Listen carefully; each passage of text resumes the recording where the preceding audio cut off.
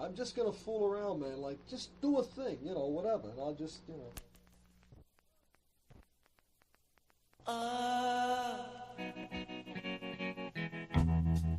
Now I don't hardly know her, but I think I could love her. Crimson and clover.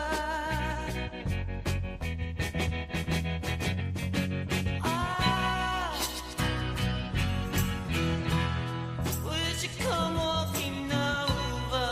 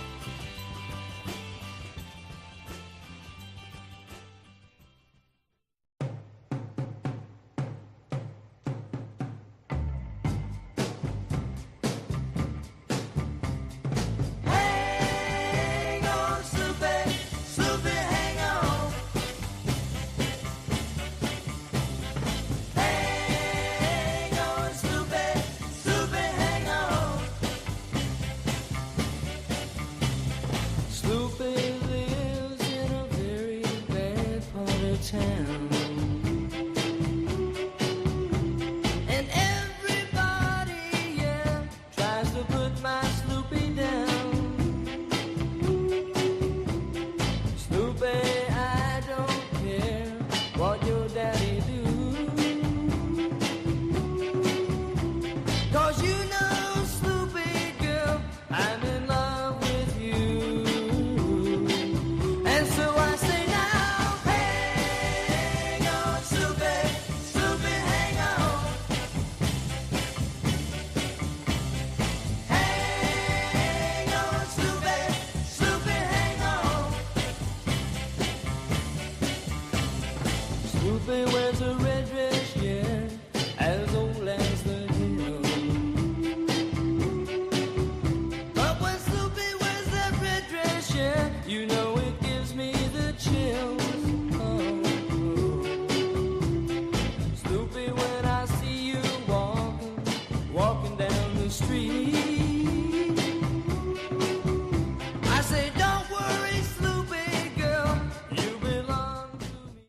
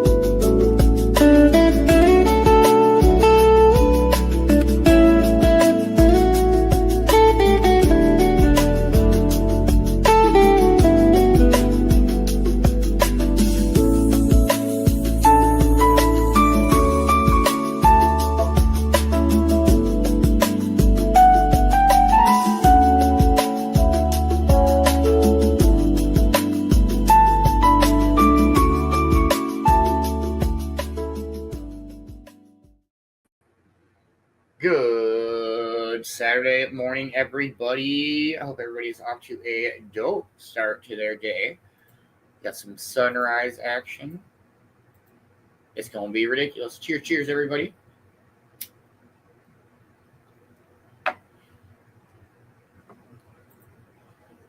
Good morning, Amber. How are you? I hope you are having a wonderful Saturday morning. Good morning, Mindy. How are you? I hope you are having a wonderful Saturday morning. Good morning, Kay. How are you, dear? I hope you are having a wonderful morning. Good morning, Josh and Kinley. Good morning, Ma. How are you, dear? I hope you are having a wonderful morning.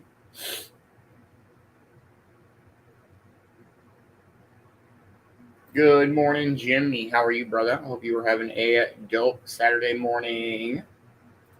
Good morning, CJ. How are you? I hope you are having a wonderful morning. Good morning, Miss Dina. How are you, dear? I hope you are having a wonderful morning. Good morning, Dusty. How are you? I hope you are having a wonderful Saturday morning. Good morning, DJ Ash. How are you? I hope you are having a wonderful morning.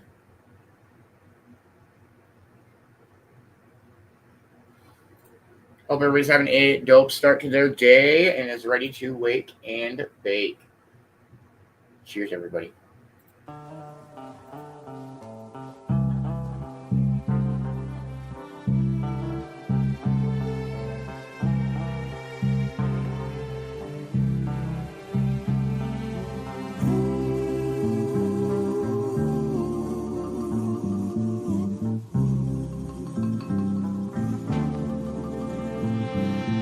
Each day through my window, I watch her as she passes by.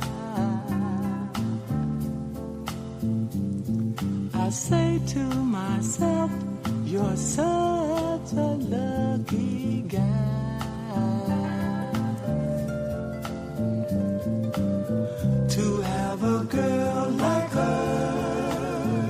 She's truly a dream come true. Out of all the fellas in the world, she belongs to you. But it was just my imagination running away with me. It was just my imagination running away with me. Ooh, soon we'll be married and raise a family.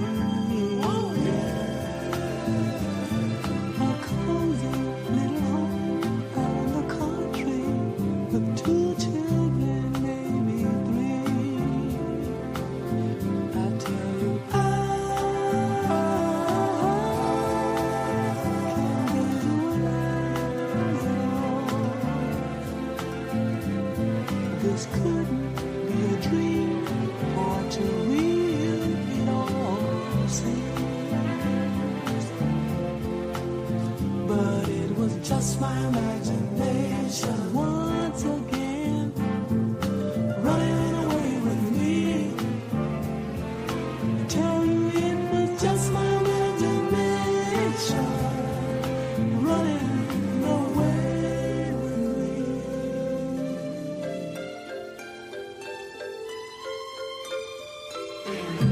Every night on my knees I pray, dear Lord, hear my plea. Don't ever let another take her love from me, or I will surely die. Her love is heavenly. When her arms enfold me, I hear a tender rhapsody. But in reality, she doesn't even know me. Just my imagination once again running away with me. Oh, I tell you, it was just my imagination running away with me. I never knew that I can't forget it. Just my imagination. Yeah. Running away with me. Just my imagination.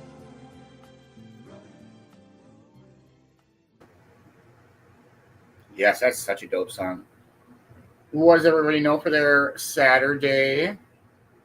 It's fucking ridiculous sunrise here. Oh, damn it. You can't see it. But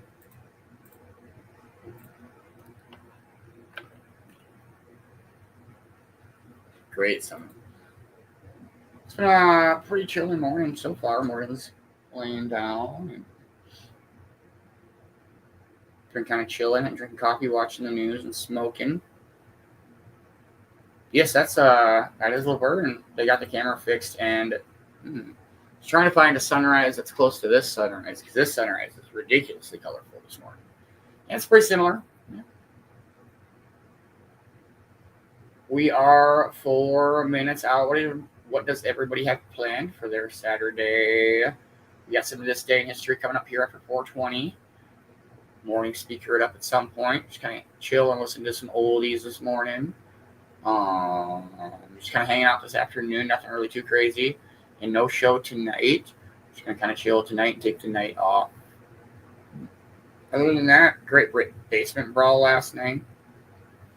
I did not win any knucks. So. Well, Man Bear didn't either, but Kopsky did. 2 weeks in a row now, Kopsky got knucks.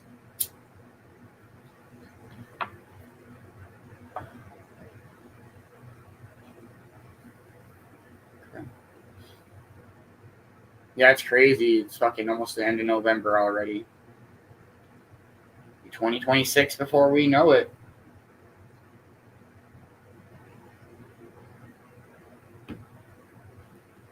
Yeah, it's been a pretty good week. Busy, but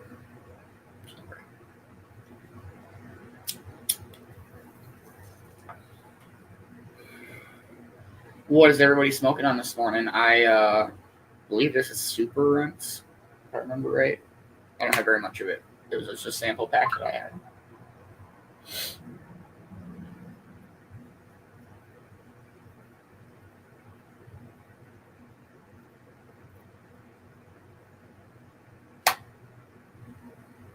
Two minutes out, everybody. So you're just kind of hanging out and solid gold Saturday in the Cove. I like listening to the oldies and shit like that on Saturday. It's just a good day for it.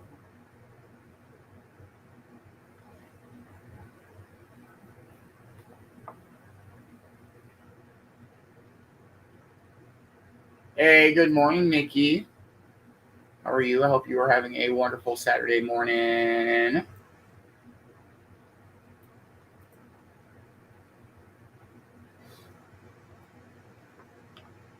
Good morning, Deb. How are you? I hope you are having a wonderful Saturday morning.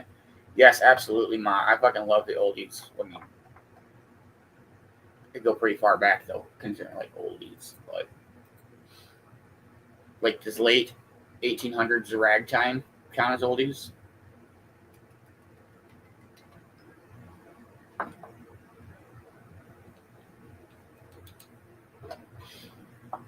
One minute out, everybody. Make sure you are packing up and heating up and rolling up and grinding up and waking up and coffeeing up and the whole gosh dang works.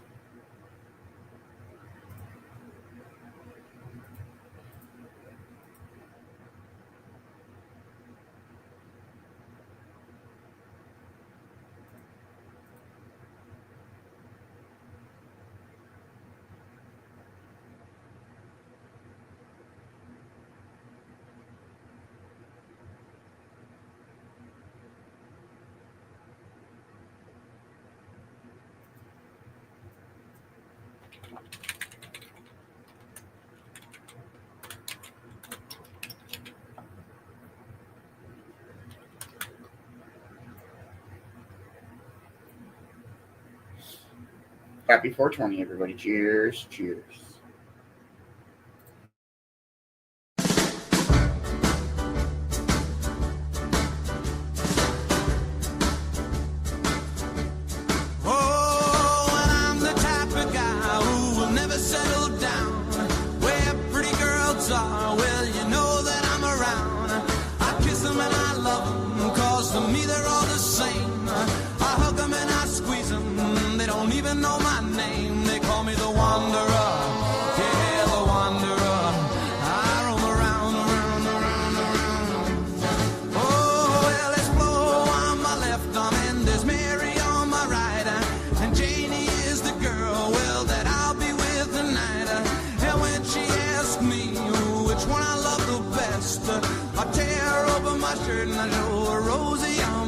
Cause I'm a wanderer, yeah, a wanderer.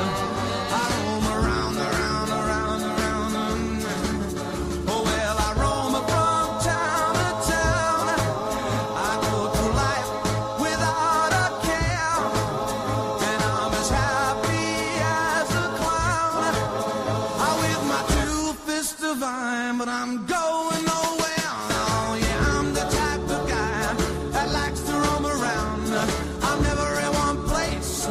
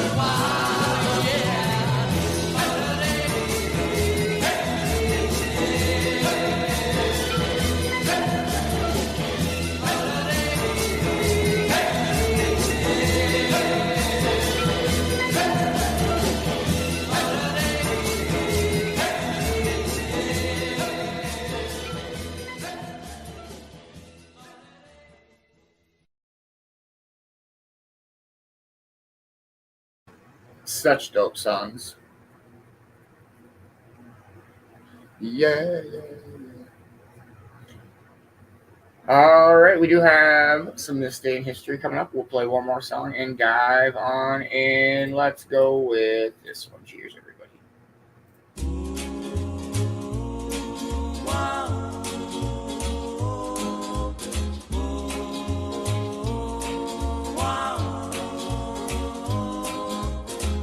Each time we have a quarrel, it almost breaks my heart, 'cause I'm so afraid that we will have to part. Each night I ask the stars up above, why must I be a teenager in love? One day I feel so happy, the next day I feel so sad. I guess I'll learn to take the good with the bad, 'cause each night I ask the stars up above, why must I be a teenager in love? I cried a tear for nobody but you. I'll be a lonely one if you should say we're through. Well, if you want to make me cry, that won't be so hard to do. If you should say goodbye, I'll still go on loving you. Each night I ask the stars up above, why must I be a teenager in love? I cried a tear for nobody but you. I'll be a lonely one if you should say we're through. Well, if you want to make me cry, that won't be so hard to do. And if you should say goodbye, I'll still go on loving you. Each night I ask the stars up above, why must I be a teenager in love? Why must I be a teenager in love? Why must I be a teenager in love? Why must I be a teenager? That's such a great song. All right, Vicki B, what you got for us this morning? Welcome to the weekend. We'll have a rerun today, and I'll add a quote. So grab your favorite cuppa, settle in, and let's see what we have. Every day brings a cascade of stories, personalities, and phenomena that shape the world as we know it, and today is no exception. From groundbreaking designers and daring aviators to versatile artists and an evocative word that captures the interplay of light and shadow. November 22nd brims with inspiration and intrigue. So grab your favorite cuppa, settle in, and let's have a look.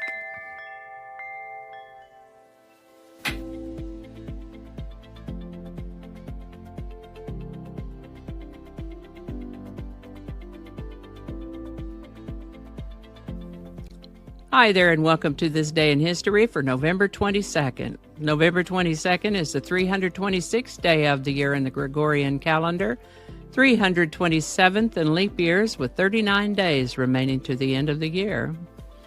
Today's word is umbra. Umbra is a noun that usually refers to a shadow, particularly the darkest part of a shadow where light is completely blocked, although it may also refer to other shadow references like one that tags along with another, like the dependable umbra of the guest of honor. In astronomy, umbra specifically describes the darkest part of the shadow cast by a celestial body, such as during an eclipse. In a solar eclipse, the umbra is the region where the sun is completely obscured by the moon. In sunspots, the central dark part of the sunspot is the umbra. In art, the term umbra is sometimes used to refer to the shadowy areas in a painting particularly in works emphasizing chiaroscuro. Umbra can be used metaphorically to describe a sense of overshadowing influence or a figurative darkness. Here are some example sentences using the word umbra. The hiker rested in the umbra of the tall oak tree, shielded from the blazing sun. Or, during the total eclipse, the observers in the moon's umbra experienced complete darkness and a surprising drop in air temperature. Or, his earlier successes were now in the umbra of his recent failures. The word umbra comes to us from Latin. First known use of the word umbra is in the late 1500s, early 1600s. Umbra. Today's word umbra was suggested by Odyssey viewer at Easy9. Thanks, Easy9. And if you have a word you'd like to see in this Word of the Day segment, drop it in the comments. We'll get it on the list and take a look at it. And with that, this is the birthday of automotive designer and executive Harley Earl, born November 22, 1893 in Hollywood, California. Best known for his transformative work at General Motors, he got his start in his father's coach building business, Earl Automotive Works, where they specialized in custom car bodies for Hollywood stars. His innovative design techniques included making freeform sketches and hand-sculpted clay models, catching the attention of GM executives. In 1927, he was appointed as the first head of GM's newly established Art and Color section, marking the first time a major corporation had a top executive dedicated to design. We can thank Mr. Earl for the Chevrolet Corvette, America's first mass-produced sports car, and tail fins and automotive styling, a trend that became emblematic of 1950s car design. Harley Earl's influence revolutionized car aesthetics and established design as a central element in automotive manufacturing. He retired from GM in 1958 and lived on to the age of 75. Harley Earl. This is the birthday of Wiley Post, born November 22, 1898 in Van Zandt County, Texas. His family moved to Oklahoma when he was 5. Wiley was an indifferent student throughout his school years, but he saw an airplane in flight at a county fair when he was about 15 or so, and was immediately inspired to go enroll in the Sweeney Automobile and Aviation School in Kansas City. From there, he followed various opportunities, including oil field work and with a flying circus. Work on those oil rigs can be really dangerous, though, and he sustained an injury that cost him his left eye. He used the settlement money from that accident to buy his first airplane. From there, alongside navigator Harold Gatty, Wiley Post completed a record-breaking around-the-world flight in 8 days, 15 hours, and 51 minutes. 2 years later, he became the first pilot to achieve a solo circumnavigation of the globe, completing that journey in 7 days, 18 hours, and 49 minutes.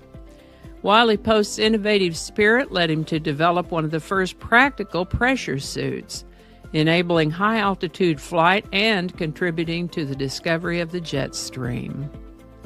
Tragically, on August 15, 1935, Wiley Post and humorist Will Rogers perished in a plane crash near Point Barrow, Alaska, during an aerial tour.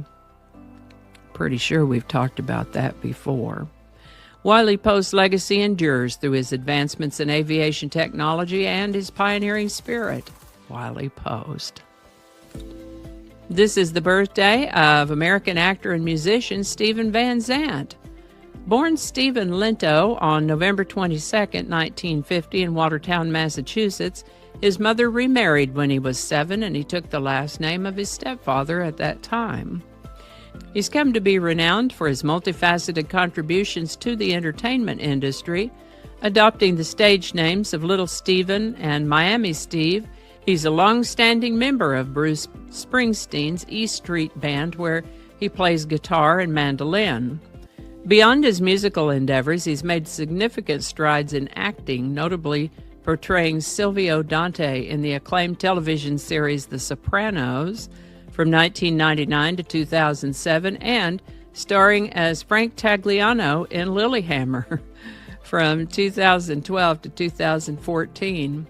His solo project, Little Stephen and the Disciples of Soul, has been active intermittently since the 1980s, showcasing his versatility as a musician.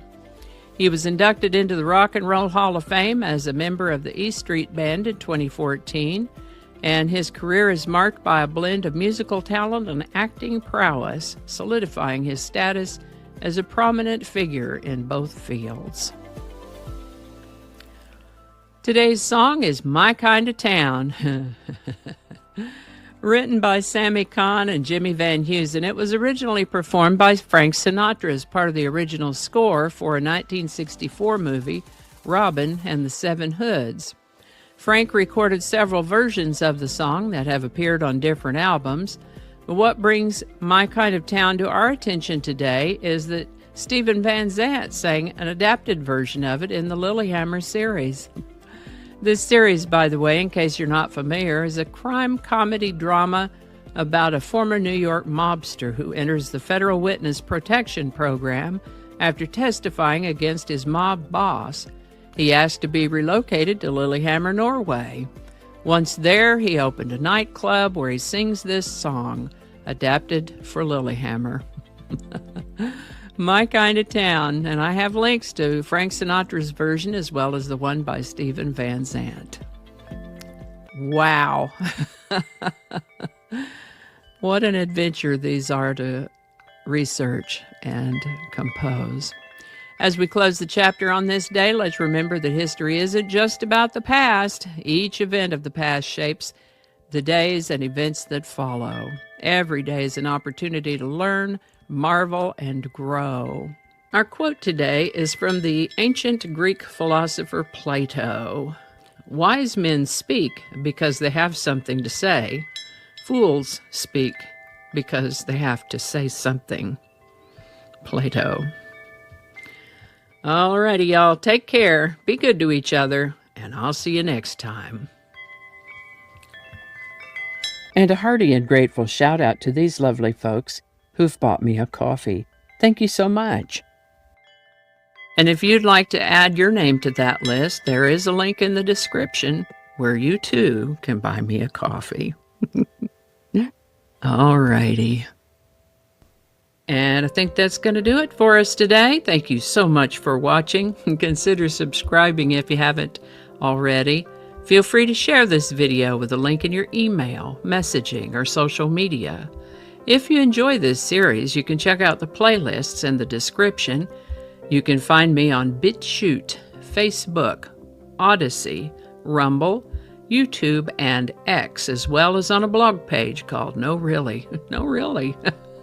No Really. Consider following my Day in History page on Facebook if you're on Facebook. I also have a Patreon account now, or you can buy me a coffee. All those links are in the description. Alrighty, that's all I can think of right now. Thanks again, and I'll see you next time. Much love, Vicki. Thank you so much for this Day in History every day. We super duper appreciate it. Please make sure that you are following Vicki on all of the platforms that she mentioned. Check out her Buy Me a Coffee and her Patreon. And hope you're off to a wonderful day, Vicki. All right, let's song of the day it up, everybody. Cheers, cheers. Yeah! Vi har jo en sjef her som elsker Sinatra-fan på sin hals. Og derfor, i den anledning, så har bandet forberedt en låt som vi tenkte vi skulle liksom høre med om What do you feel, boss? Take the challenge? What, me? Yeah. Nah. Ah, come on. Nah, I can't play. No. Johnny.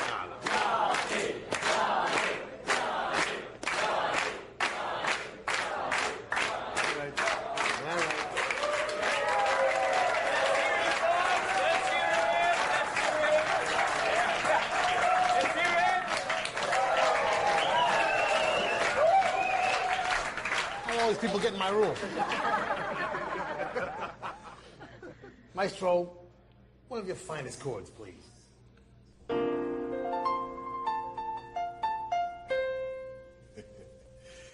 Now this could only happen to a guy like me. And only happen in a town like this. Am I right?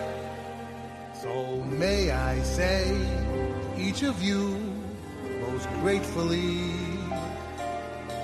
as I throw each one of you a kiss, this is my kind of town. Lilyhammer is my kind of town.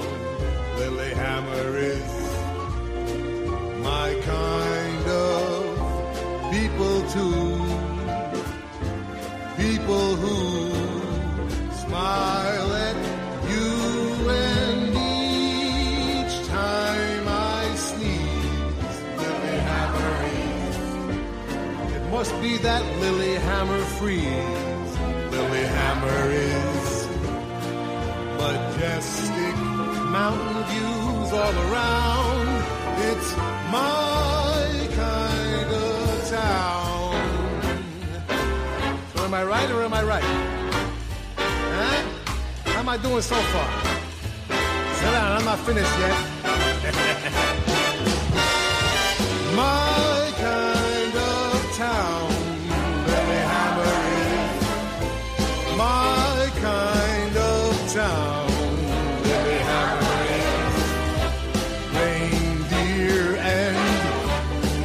Hello, and you know all that snow, and each time I run, Lilyhammer is busting my buns. Lilyhammer is the calm ice fishing.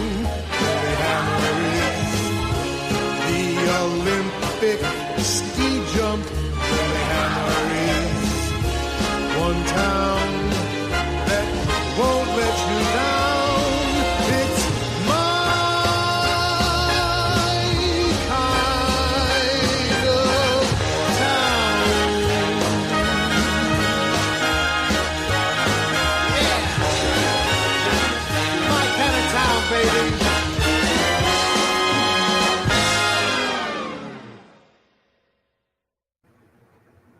Well, that's fun. Yeah, I really liked that.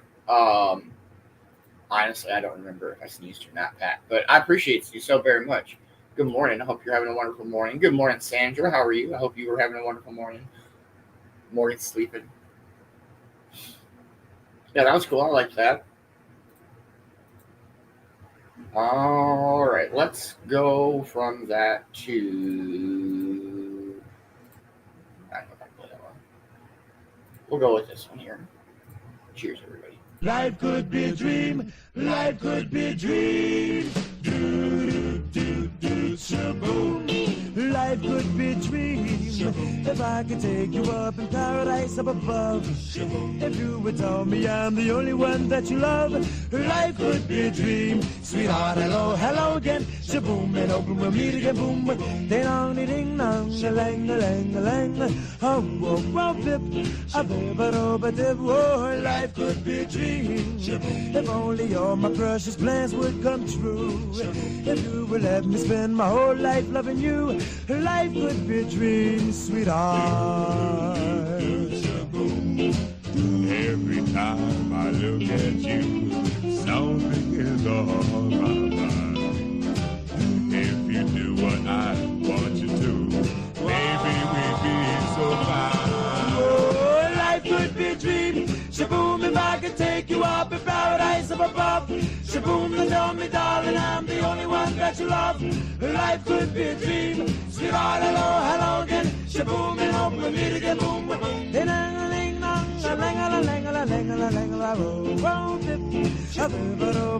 oh, life could be a dream. Life could be a dream, sweetheart.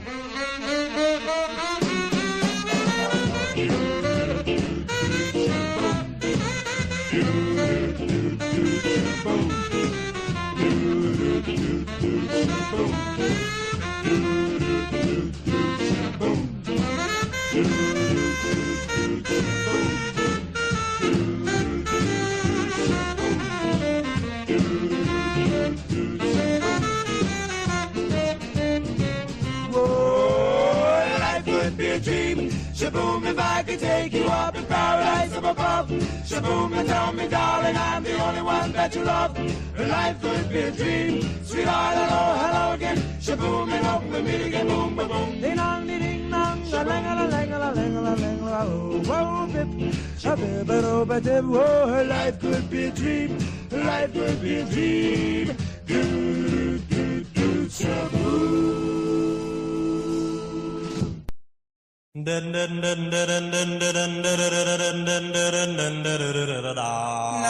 I love you like I do.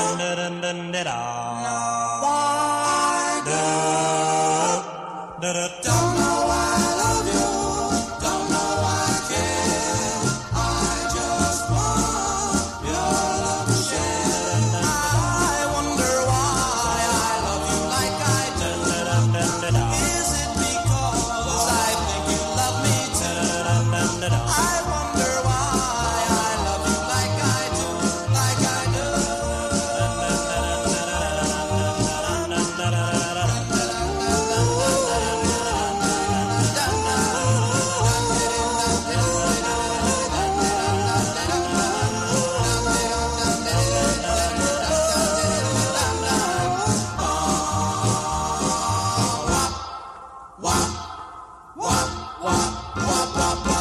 I told my friends that we would never part.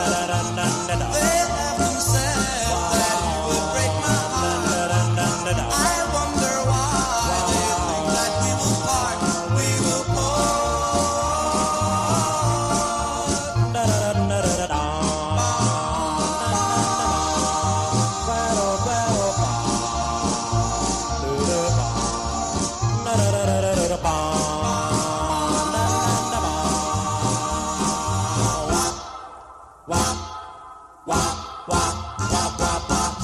when you're with me, I'm sure you're always true.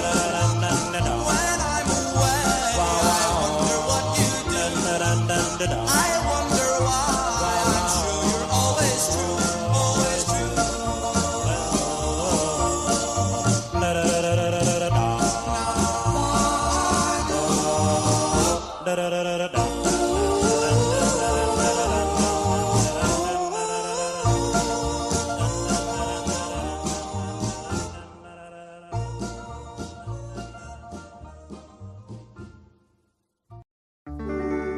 Here's my story, it's sad but true. It's about a girl that I once knew. She took my love, then ran around with every single guy in town. Hey, hey, whoa, whoa,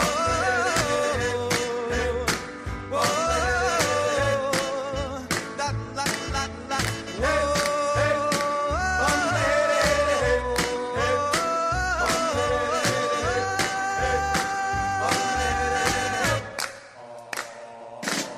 yeah, my should I known it from the very start. This girl will leave me with a broken heart.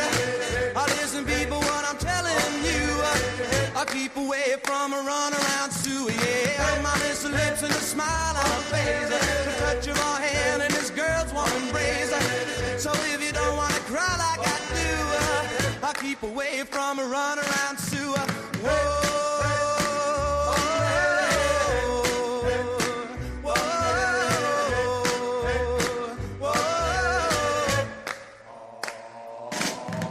She likes to travel around, yeah. She love you and she'll put you down. Now people let me put you wise. Sue goes out with other guys. Here's the moral and the story from the guy who knows. I fell in love and my love still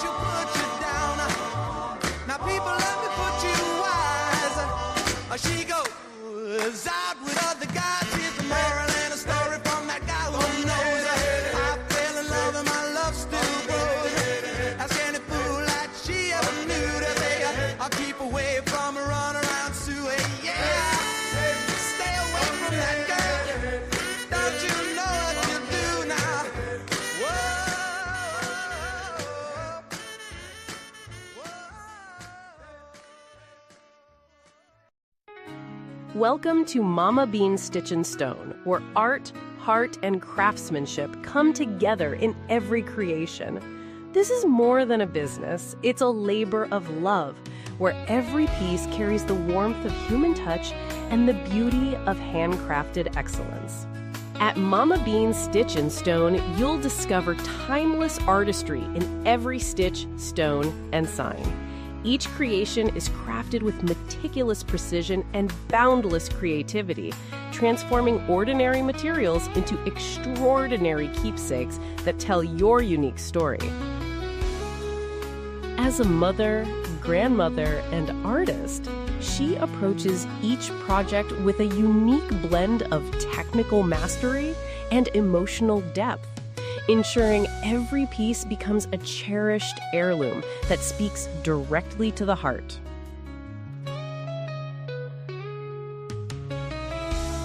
Whether you're commemorating a milestone, decorating your home, or giving a gift that truly matters, Mama Beanz Stitch and Stone will work closely with you to bring your vision to life with the care and dedication that has made us a beloved part of our community.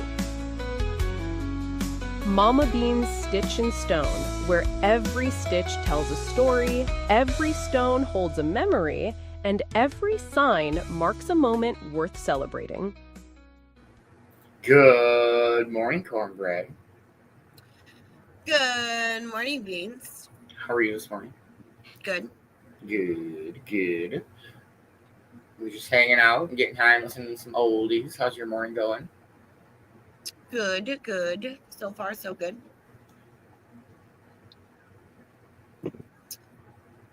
Good morning, Ma. Good morning, CJ. Good morning, Cody.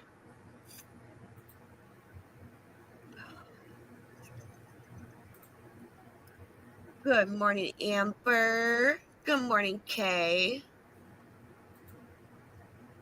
Good morning, Nikki. Good morning, Deb. Good morning, Mama Roo.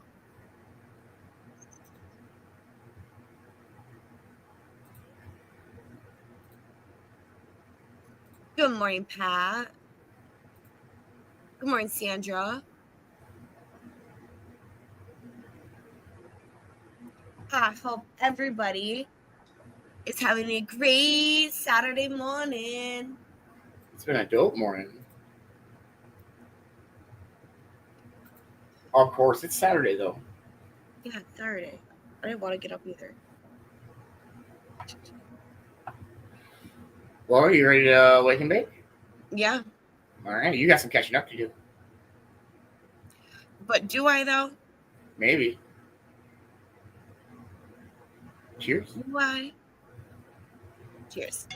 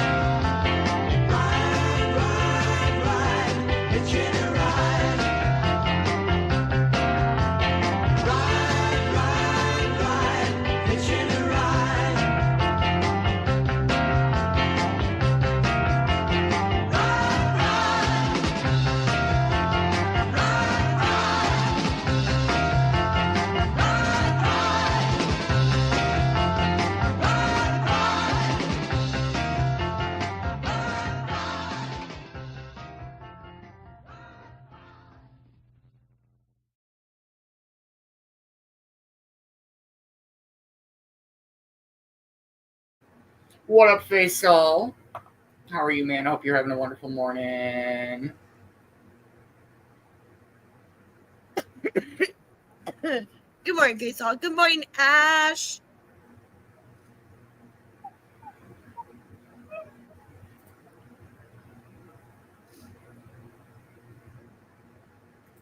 Oh my gosh. I didn't know this song was here. I forgot about this song until I just saw it. This is... So, Brother My Brother is my favorite Gary DeVille song. This is a close second. Cheers, everybody. If you want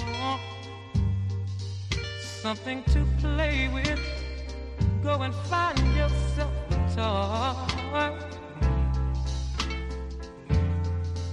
Baby, my time is too expensive, and I'm not a little boy.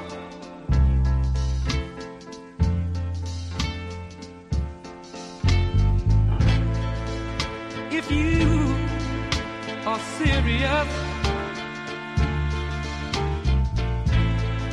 don't play with my heart, it makes me furious. But if you want me to love you, then baby I will. Girl, you know I will. Tell it like it is. Don't be ashamed, let your conscience be your guide. But I know deep down inside of me, I believe you love me. Forget your foolish pride.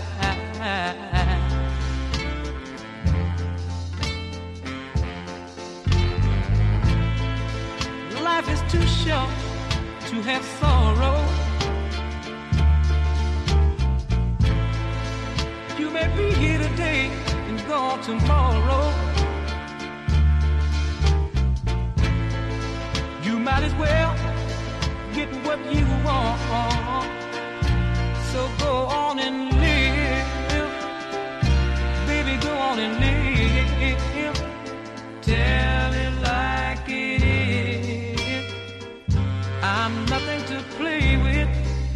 Go and find yourself a toy. But I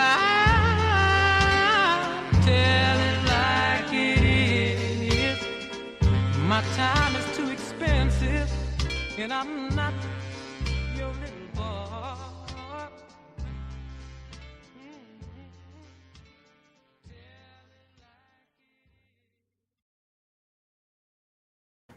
Yes, Ma, that's such a great song. It is, it is. So you got planned for your day, Cornbread? Relaxing. Good. Good, nothing wrong with that. Saturday. It's fucking Saturday. It's college football Saturday. Let's go.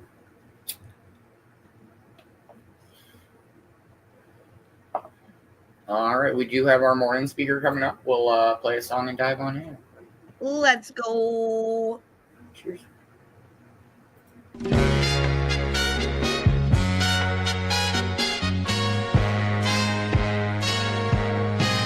Hey girl, what you doing down there? Dancing alone every night while I live right above you. I can hear your music playing. I can feel your body swaying. One floor below me, you don't even know me. I love you. Oh my darling, knock 3 times on the ceiling if you want me. Twice on the pipe if the answer is no. Oh my sweetness means you meet me in the hallway. Whoa, twice on the pipe means you ain't gonna show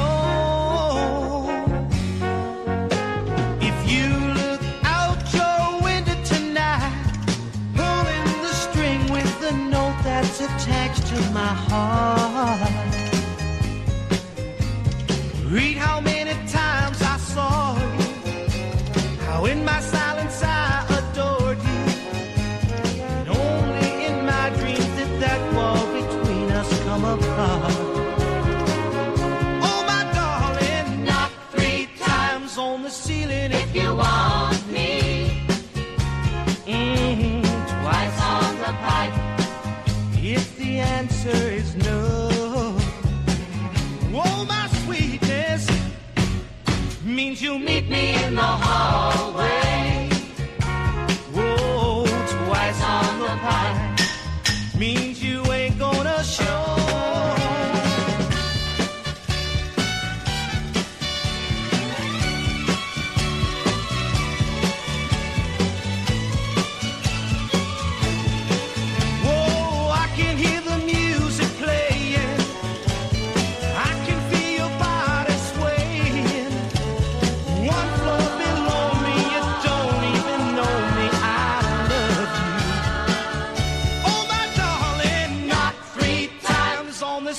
If you want me, whoa, twice on the pipe. If the answer is no, I love you, oh my sweetness, means you'll meet me in the hallway. Twice on the pipe means you ain't gonna show.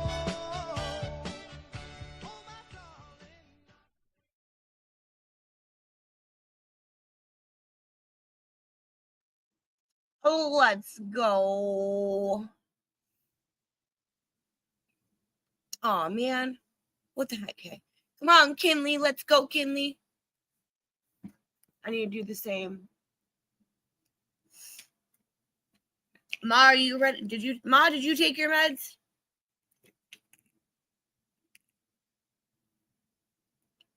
I have not. I'm going to though, I promise.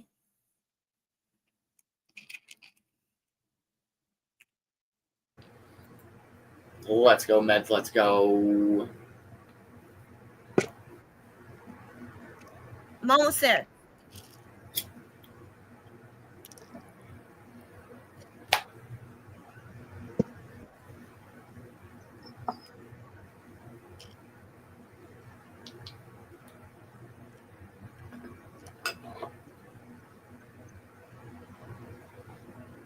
Twice on the pipe.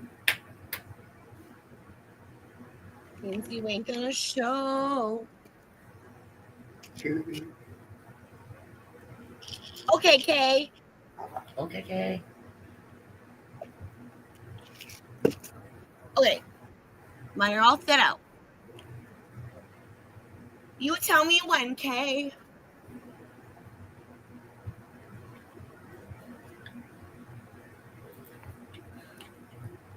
What up, Josh?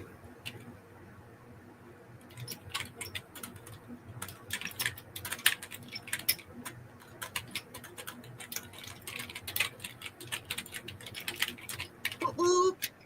Okay, let's go.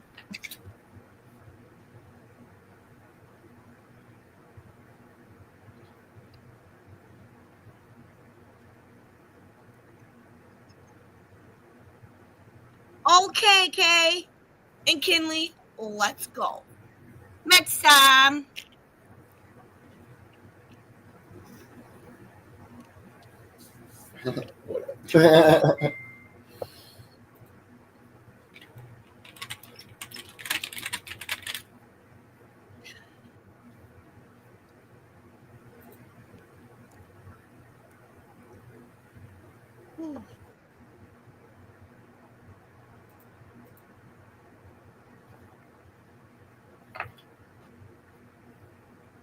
You can't type this morning. It's okay. Okay. I mean, we know what you're saying, but you are struggling this morning. It's okay, Kay. It's okay. We all have those days. Absolutely. Okay, Kinley, my meds are gone. Ma!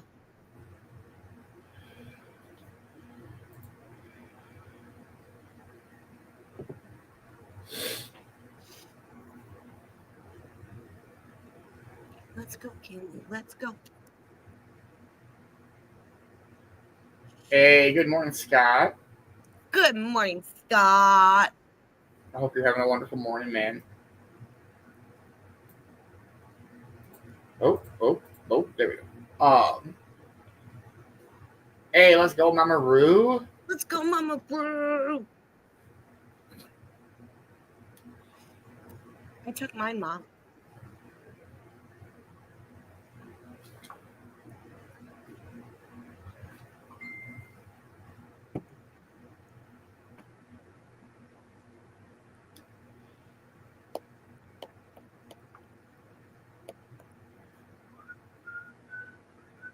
go, Kinley. You got this. Oh, let's go, Kinley. Let's go.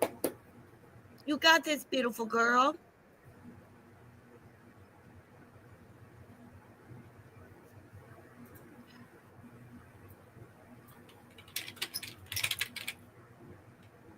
Good morning, Kinley. Much love, sweetheart.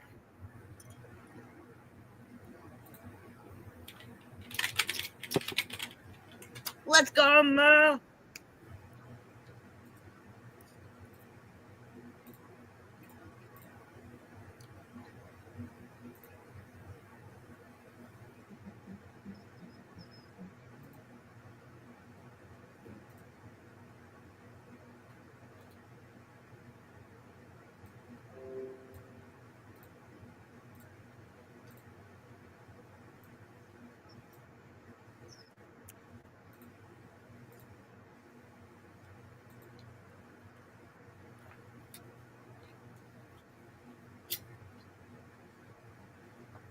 Let's go, Kinley. You got this.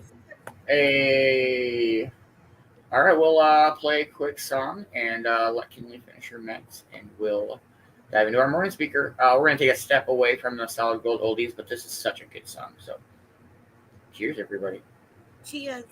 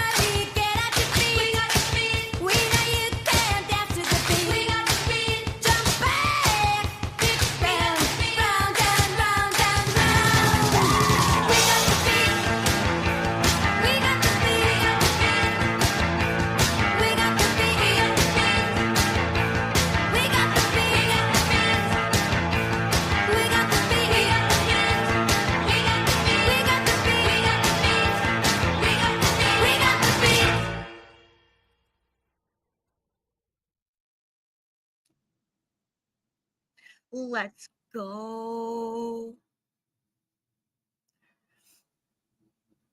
Right, Amber? It's a great song.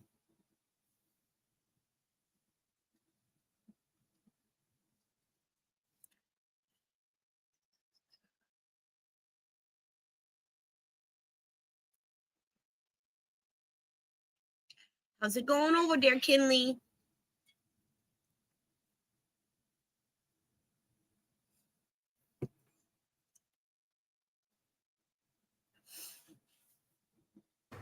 I've just been whistling the song still.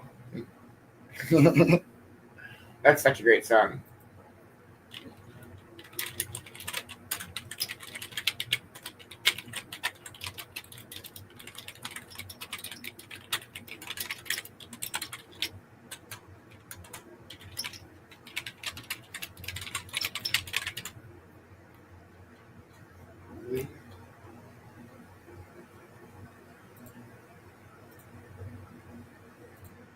Oh, man. Let's see what else we can find for sunrise. If we just keep creeping west, yeah. Creeping. Bam, bam, bam, bam, bam, bam. Whoa. Okay, well, we can't use that one.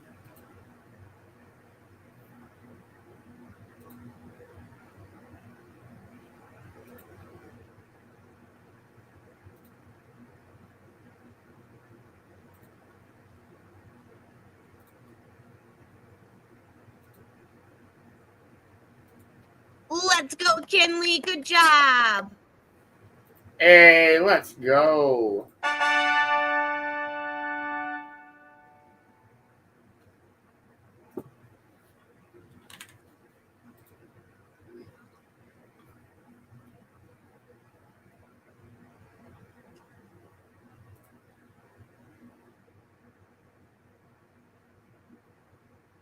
It's all shitty up in Duluth.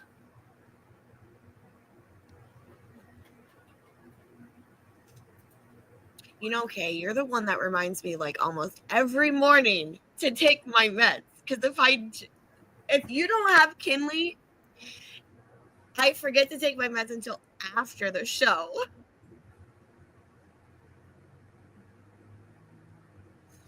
So thank you. Thank you, Kinley and Kay. Somebody's got to keep me on my toes. That part.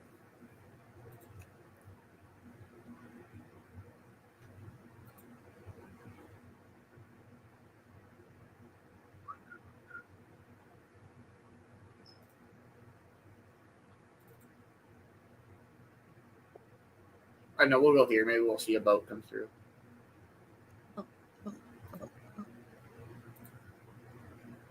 All right. Our morning speaker this morning is going to be Matt Lerner. And he's going to be answering a bunch of different questions on neurodiversity.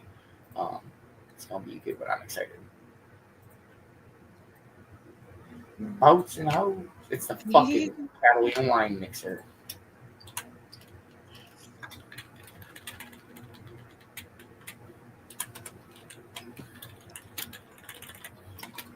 Ah.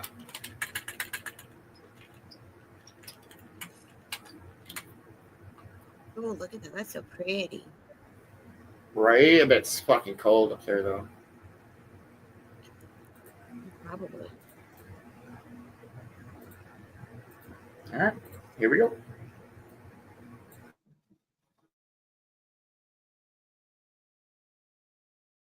Hi, I'm Matt Lerner.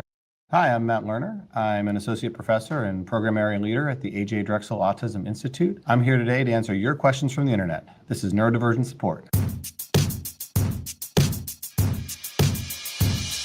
Alafia Oluwu asks, what exactly does it mean to be neurodivergent? Great question, Alafia. Neurodivergent is not a diagnosis. It doesn't exist in the DSM, Diagnostic Statistical Manual. It is a description that has sort of emerged from the community. It's really meant to describe the whole set of differences of ways of either perceiving the world, interacting in the world, ways of being in the world, and really ways brains working, right? That's the neuro part. That is kind of different from the norm in a way that might make it more difficult to kind of click in and feel connected and kind of at pace with the rest of the social world. Nemgem asks, do you see the words physically jumping around the page and moving or just in the wrong location? So this is the question. Good morning, Roy. Good morning, Roy. Hope you're having a wonderful Saturday morning. We're just starting our morning speaker, Matt Lerner, and he's going to be answering some questions on neurodiversity. Here we go. Question about dyslexia. So I'd like to give you an illustration of kind of what that looks like. Up here, you probably see the words the way that you typically see them on a page. They're standing still, they're in the place that you expect them to be, they stay there, and you kind of read them in order. Down here, you see the way that many, not all, but many dyslexic people view these words. So you can see they, might be a little bit jumbled around. Maybe the order is flipped or switched, but they're kind of not staying put and doing the things in the order that you need to be able to read them fluently and fluidly. And so folks with dyslexia are often doing this extra cognitive effort of trying to figure out not just what does this say, but when I look at it, what do I think it's sort of meant to say? And how do I get the letters to look the way they're supposed to look so that it does? The Aspie World asks, autism social masking, what is it and why do we do it? There's this term called masking or camouflaging. Sometimes it's called pan or passing as non-autistic. Essentially, these are all different terms for when autistic people are either working hard to present as not autistic or to kind of minimize their autism features, or when autistic people are doing that, whether or not they're doing it intentionally, maybe because that's just how they've learned or where they've learned. What it is still, there's a lot of research into it, but it's generally this idea of sort of effortfully trying to impede doing things that autistic people do to fit in. So many autistic people like to use, fidgets and things like this, right? And, maybe they'll not have a fidget nearby. Or many autistic people might have a particular topic or thing that they like to talk about socially, or like to talk about their interest. Maybe they won't do that in certain contexts. Many autistic people, for instance, say that eye contact, the thing I'm doing with you right now into this camera, is uncomfortable or is hard to do. But many autistic people who are masking or camouflaging might force themselves to do that, even if it's uncomfortable. All of those are efforts to try to sort of fit into this neurotypical world. Some emerging research suggests that can be taxing, that it's sort of using up a lot of cognitive resources, brain resources, effort, emotional resources to try to do that.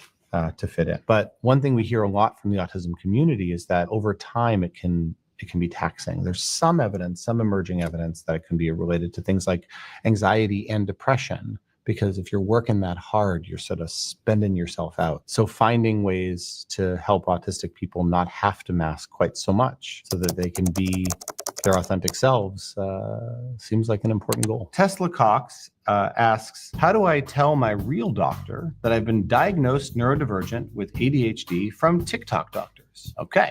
Let's break this one down a little bit. You can't be diagnosed neurodivergent. Like we said, it's not a formal diagnosis. Number two, I'm not sure what a TikTok doctor is per se. The important thing here, though, that Tesla Cox is getting at is, there is a wealth of information now, deluge of information online about neurodivergence, about different ways of being, people sharing their own experiences, sometimes people who are clinicians providing their own insights online on the internet. And it's great to have access to that information.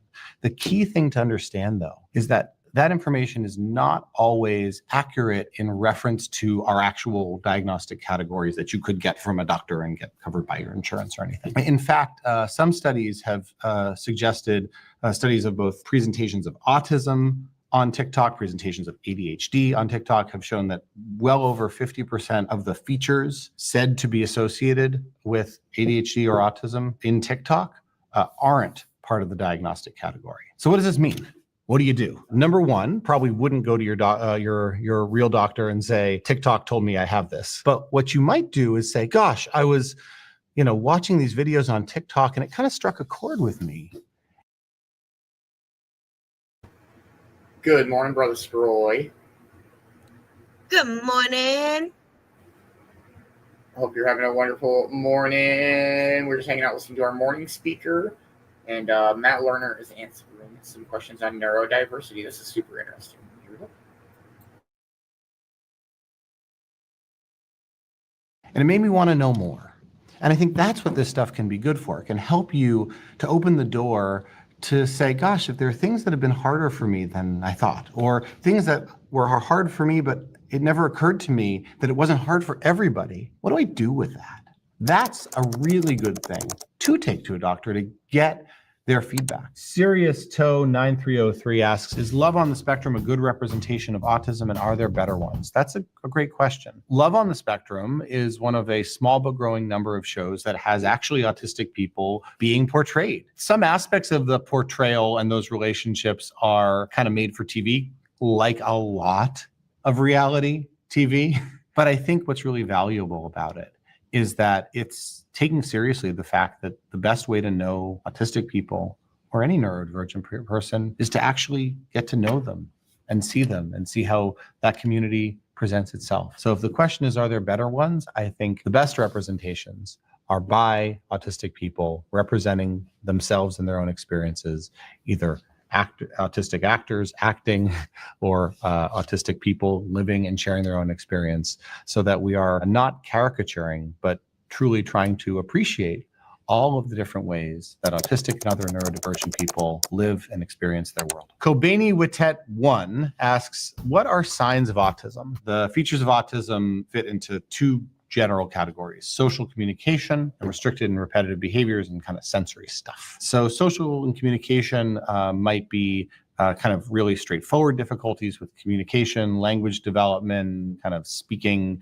and communicating in kind of the ways that are expected for a person's development, as well as more complex and subtle social challenges like coordinating and social interaction, friendship making and connection, eye contact, nonverbal cues, picking up social nuance, all features like that. That's the social communication side. In the other side, the kind of restricted repetitive behavior side, you might have somebody who has like a really restricted interest or focus. It could be like a topic that they're really interested in, or it could be, a child who runs a car back and forth over and over again on the table or on their hand. You also might have repetition of certain words or phrases over and over again. There's this concept called echolalia, where somebody kind of hears something and then kind of keeps echoing it back over and over and over. And this also kind of loads on with these sensory features of autism. Some folks on the spectrum, again, can be very sensitive to touch or smell or taste or sounds or lights, and that those kind of sensitivities can make it very difficult to be in those environments.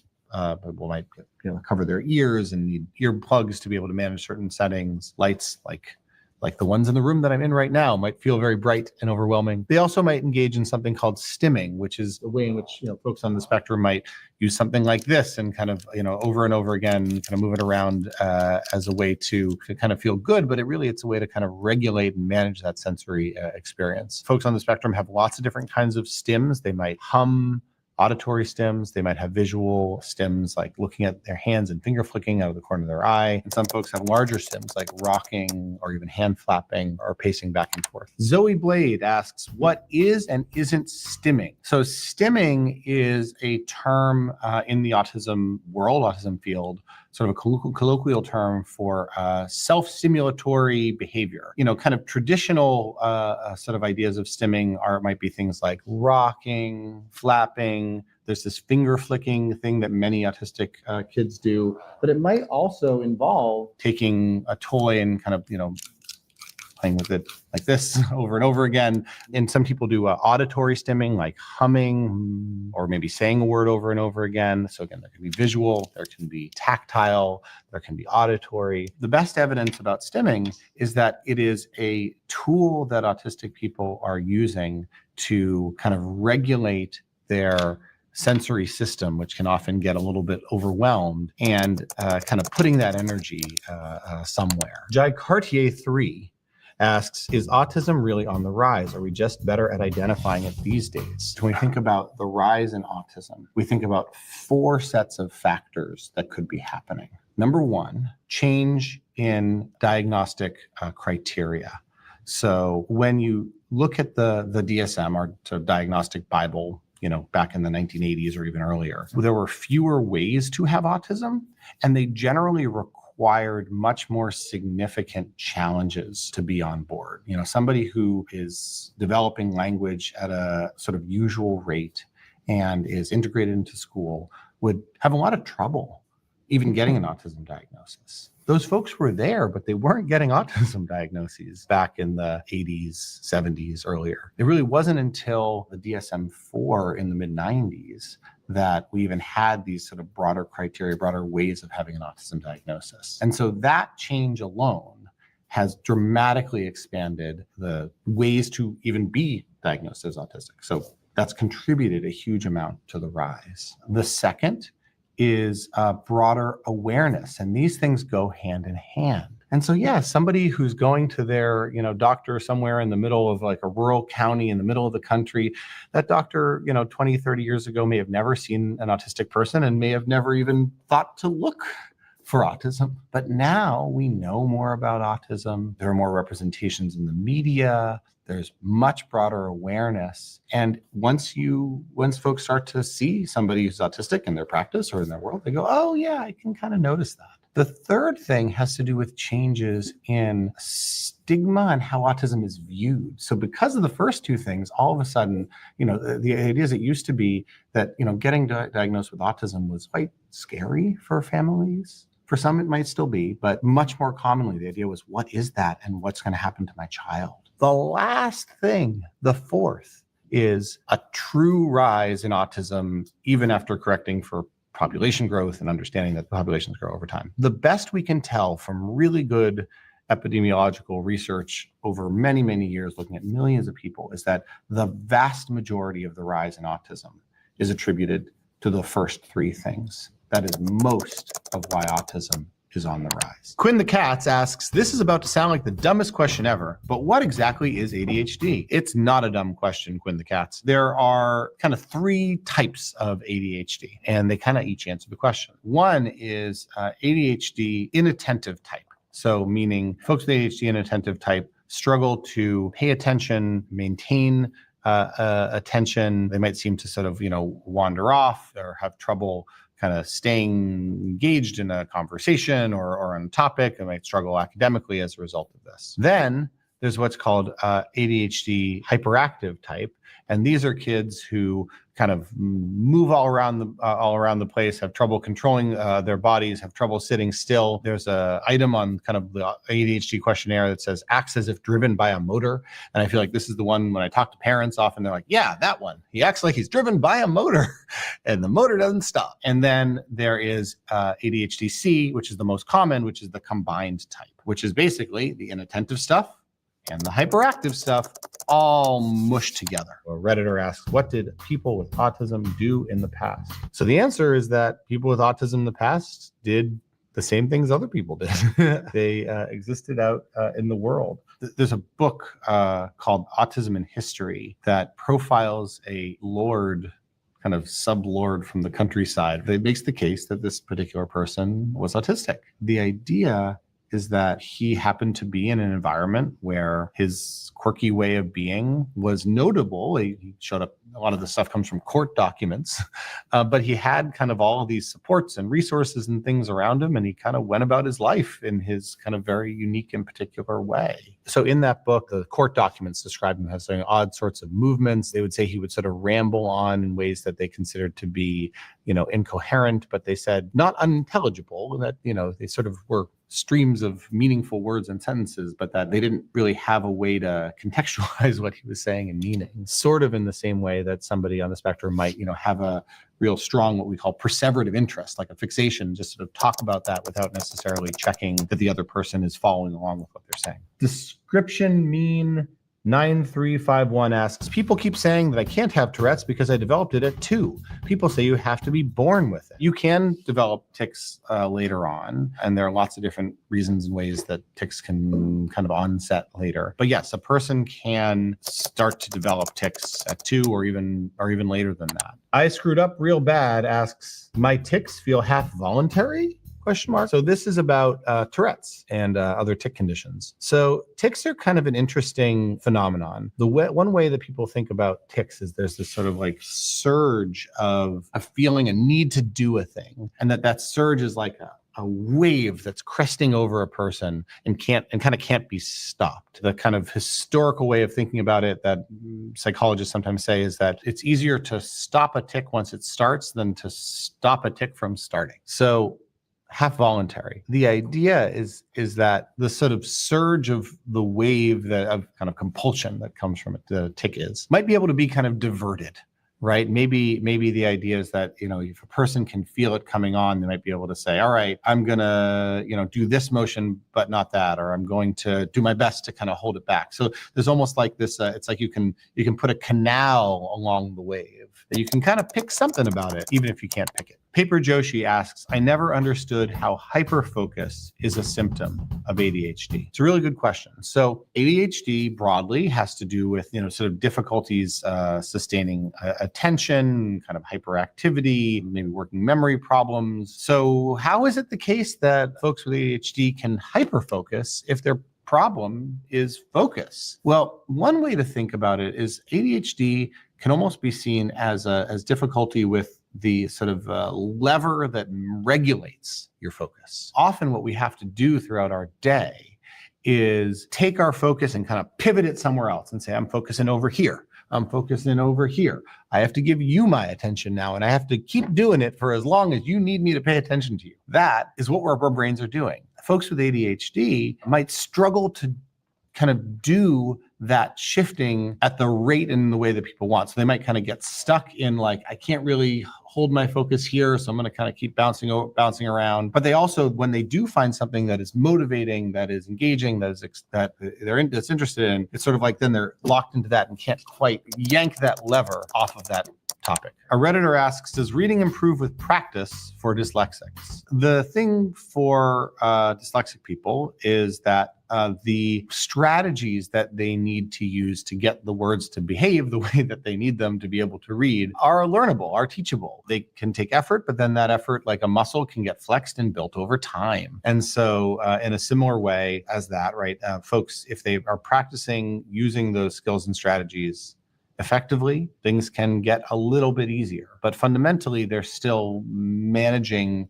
kind of a different way of perceiving that information to make it work for them. QGirl50 asks, is autism genetic? Have they identified a gene? A lot of very smart autism researchers over the last 20 years have done the kind of work that you do in a petri dish with a DNA sequence. They've done the kind of work where you look at really gigantic populations of people and look at kind of genetic markers. And what they found is actually more and more and more specific genes, areas on the human genome that seem to be related to autism, that have, again, this idea of sort of like an autism load to them. And there's certain ones where they call them loci, sort of areas on the gene of. Good morning, Giggler. Good morning, Giggler. Hope you are having a wonderful morning. We're just hanging out listening to our morning speaker this morning is Matt Lerner, and we are he's talking about neurodiversity, stuff like that. This is really interesting. Here we go. Of the DNA strand, that if there's a little bit of a difference, maybe you might see a little bit of autism features. Sometimes if there's a lot of a difference, you might see more features. So altogether, what this suggests to us is a lot, actually well over 50, some estimate at least 70% or more of variation, amount of autism that's sort of out there in the community, in the world, is attributable to genetic factors. Titanic Man asks, is there a reason why some people with Tourette's have swear words specifically as their tic? Of all the words that could be their tic, why is it almost always profanity? So this is partially myth and misunderstanding and partially not. So it turns out a lot of tics are not profanity. Many folks with Tourette's have much subtler presentations. They might be really small tics, little motor tic, a slight smirk or a twitch of the eye, or, kind of a little head tic that can happen. And those are actually much, much more common. They're not as attention grabbing. And so people don't necessarily notice them and call attention to them quite as much. And so, yeah, it's not the case that most people with Tourette's, for instance, have swear words as their tics. It is the case, though, that there are a subset of folks where their tics are profanity. It's a little bit complicated as to why, and there's a lot of interesting research kind of trying to understand this question. The best that I understand is that to some extent, tics do have to do with this kind of motivation and self-regulatory system, right? There's this sort of urge, sort of surge, like you said before, and then this kind of pullback. And the thing is, there are lots of things that we try to self-regulate about during the day, right? We try not to have road rage. We try not to steal our siblings' candy when it's sitting next to them. And we try not to swear. There's, some evidence that suggests that, that process might be getting wrapped up for those folks. There's this sort of self-regulatory thing. I'm not going to do it. And the brain is kind of like, all right, I'm going to push through the thing I'm really don't want to do right now. I'm not meant to do right now. And it becomes that thing. And then it gets stuck. That's one of the, I think, more intriguing ideas as to why, when it's profanity, why it's that. Estella Like Salt says, genuine question. If ADHD is viewed as a problem to where medication is taken for it, why is it not the same with autism? This is a genuine curiosity. I'm not saying that either should be medicated.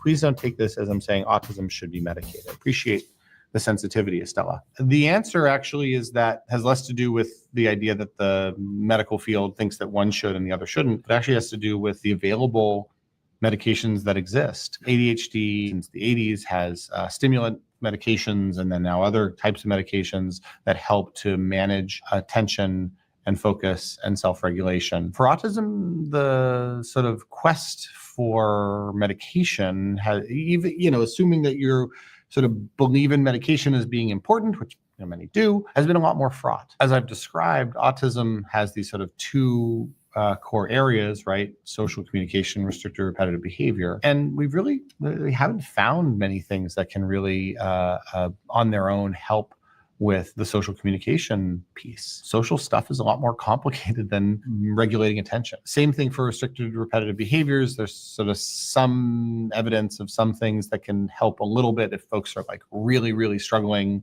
a lot with those things. But for the most part, that's a lot more difficult.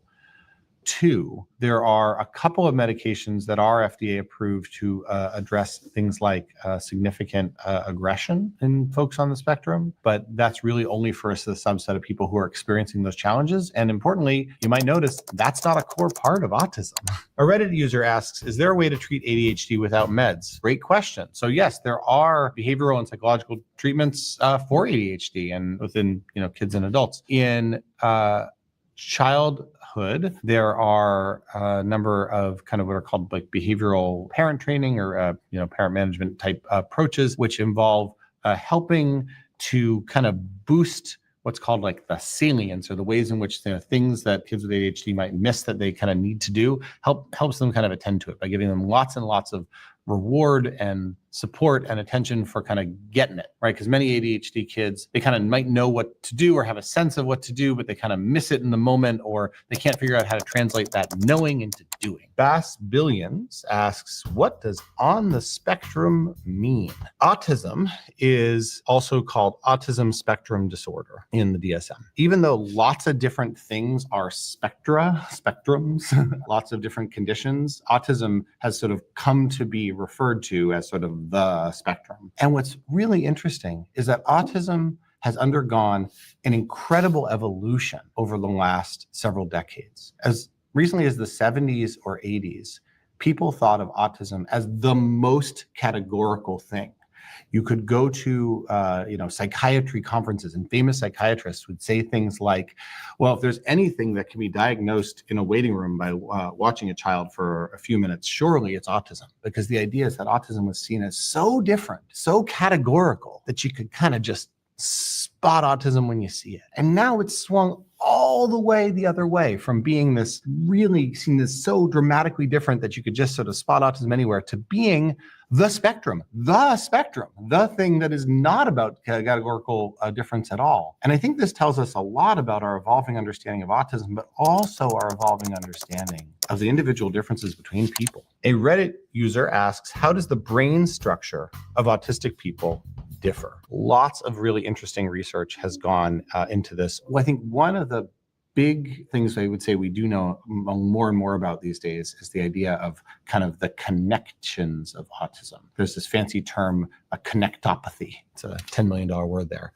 But the idea that autism can be defined by a difference in the way the brain interconnects with itself. And while this is still evolving, broadly speaking, there's this idea that autism has a lot more connections. Autistic brains have a lot more connections kind of locally, kind of close by, little short distance neuron connections, but that globally, kind of long distance connections across different regions of the brain, there seem to be fewer of them. And there's actually even some thought that this might help to explain some parts of what we understand about autism, because maybe those short distance connections, they might be telling us something about some of the difficulties in sensory processing. It might be like, if you've got all these short distance connections going fire, fire, fire, fire, fire, it might be harder, if things are really loud or things are really bright, to manage that. But then those longer distance connections, which are used maybe for more broader processing or development or learning, those, if they're sparser, might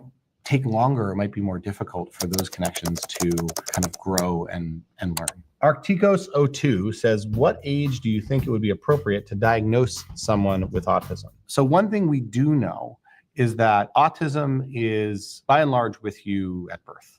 So by the time somebody is born, their brain is sort of wired up in that direction if they are autistic. Those developmental trajectories can change one way or another in a variety of different ways, but that's by and large what we know. So one of the goals actually is to get diagnosis as early as possible so that there can be support as early as possible, early intervention and other kinds of supports, which you can get in every state in America. We want to make sure that those things are available so that folks have the best opportunity. For years, it was thought that 3 might be kind of on the early-ish side, then would sort of push to 2. And I would say, clinically, it's now possible using some of our best diagnostic tools to diagnose toddlers, even down to like 18 months, some even down to 12 months using our clinical tools. But increasingly, diagnostic science in autism has really been picking up, and there are now some cutting-edge studies using tools like some kinds of brain imaging and eye tracking that are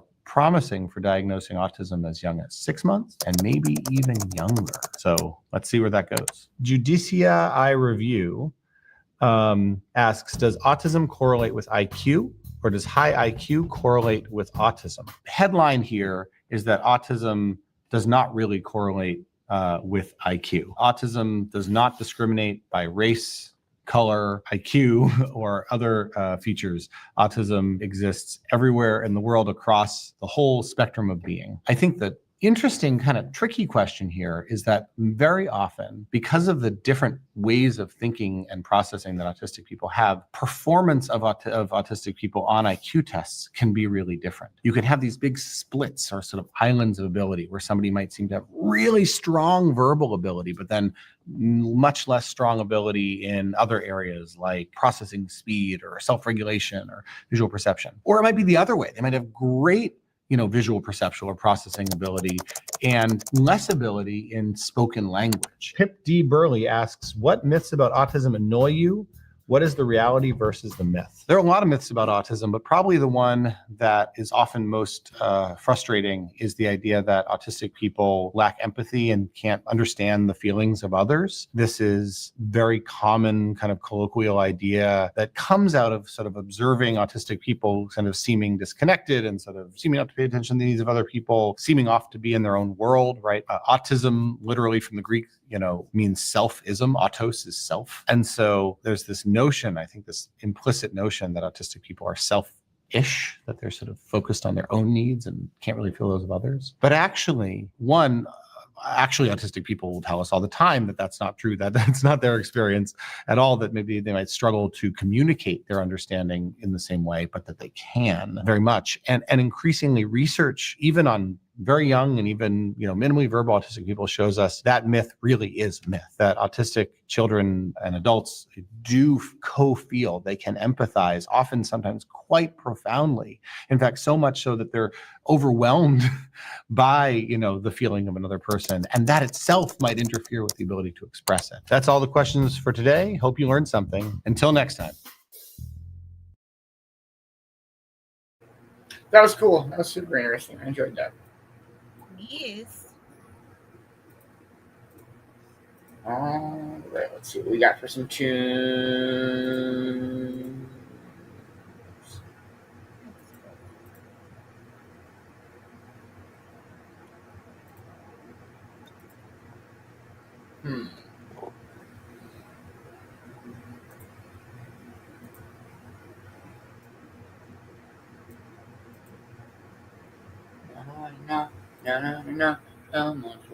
What up, Brittany? Hey, good morning, Brittany and Jennifer. Hope you're having a wonderful morning. All right, cheers, everybody. Cheers. Dip, dip, dip, dip, dip, dip, dip, dip. You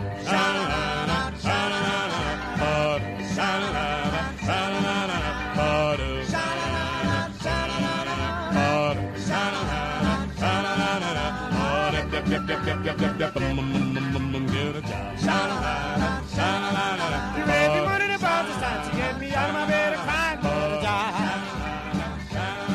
You after breakfast every day, so go the one I ran my way. I never felt the same.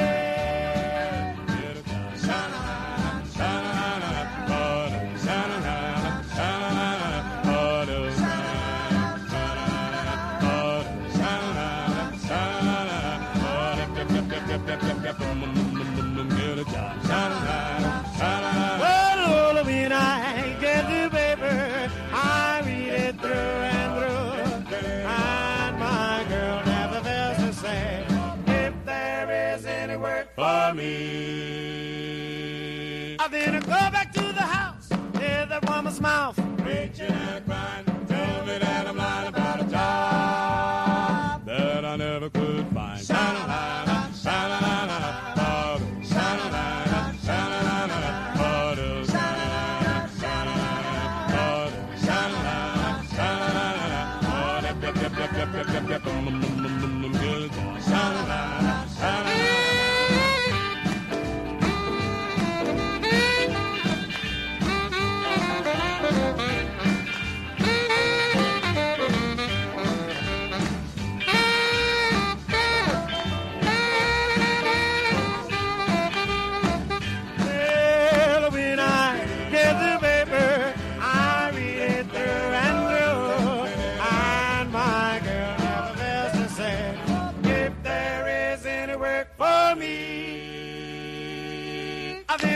To the house, I hear the woman's mouth, preaching and crying, tell me that I'm lying about a job that I never could find.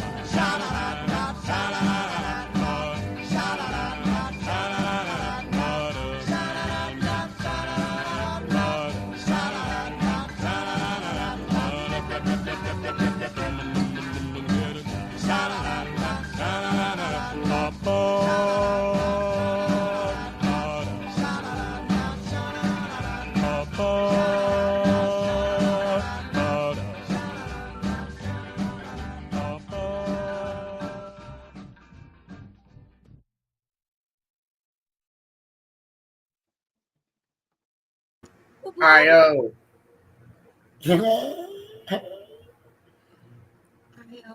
Let's Aussie. Oi, oi, oi. Hey. Man, Bear would be so fucking proud. Man, Bear. Remember, come back. He's working this morning. Yep. All right, let's play another song. We'll see where we're at there morning. I hope everybody's enjoying the Solid Gold Saturday oldies in this bitch. Let's go. Cheers, everybody. Cheers.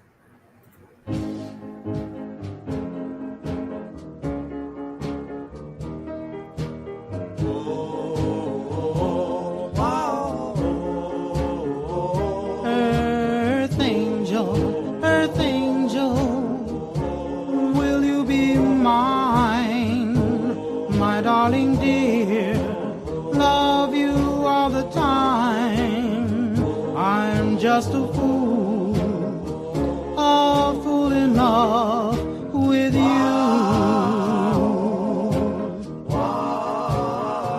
Earth angel, the one I adore. Love you forever and evermore. I'm just a fool in love with you.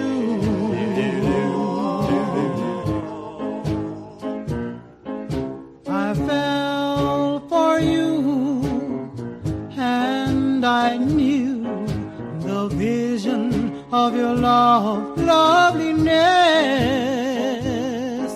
I hope and I pray that someday I'll be the vision of your happiness. Oh, oh, earth angel, please be mine, my darling dear.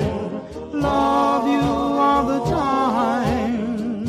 I'm just a fool in love with you.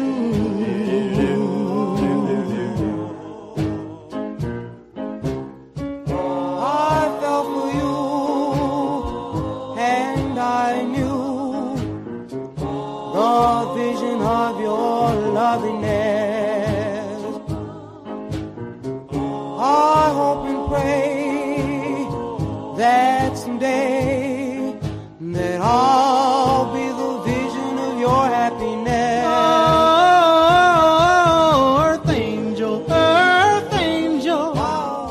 please be mine, my darling dear. Love you all the time. I'm just a fool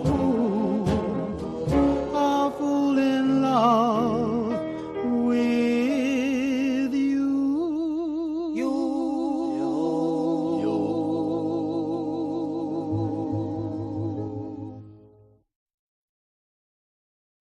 That's such a great song. Yes. All right, Cornbread. I know you're a gamer. Have you played Skyrim? Yeah. Yeah. Big Skyrim fan or No. not a big Skyrim fan? No. Why? I don't know. I never got into it. Okay, but you know the game and you understand what I'm talking about. Yes. Okay. All right. So this fucking shit's hilarious. Skyrim on Alexa. Let's go. Elder Scrolls speak of the past and the future. Now, Skyrim looks to the future, to its ultimate version.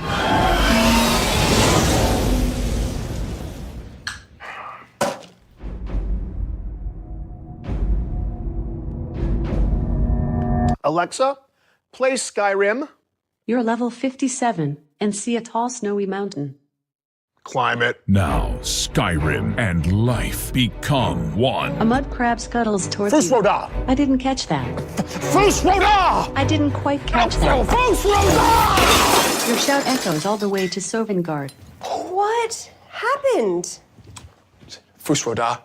That's the command for knocking things over. Is there a command for picking shit up? Haven't reached that level yet. I'm sworn to carry your burdens. Ooh. The dragon unleashes fire breath on you. Okay. You have 7% health left. Oh, shit. I drink a health potion. You are out of health potions. How many wheels of cheese do I have left? 473. Okay, I eat all the cheese. I eat all of the cheese. All of it. Hey, hun. Remember what the doctor said about dairy? Yes. Right, yes, of course. You're the greatest. Thank you so much. I ate all of the cheese. Introducing Skyrim, very special edition. Also coming soon to Etch-a-Sketch, Motorola Pagers, Oh, shit. and your Samsung Smart Refrigerator. Isla Noose. Oh, that's cool. I fucking love Skyrim. Oh, that's great. I was waiting for when he said, "Hey, Alexa," I was waiting for mine to go off. Oh, she didn't. Hey, Alexa. Oh, man. What else we got here? Right, Brittany? A command for picking shit up. I haven't fucking got that level yet. I love that shit.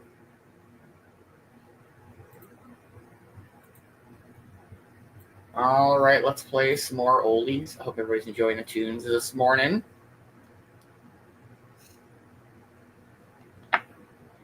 Cheers, everybody. Cheers. Take out the papers and the trash, or you don't get no spending cash. If you don't scrub that kitchen floor, you ain't gonna rock and roll no more. Yakety yak. Don't talk back. Just finish cleaning up your room. Let's see that dust fly with that broom. Get all that garbage outside, or you don't go out Friday night. Yakety yak. Don't talk back. You just put on your coat and hat and walk yourself to the laundromat. And when you finish doing that, bring in the dog and put out the cat. Yakety yak. Don't talk back.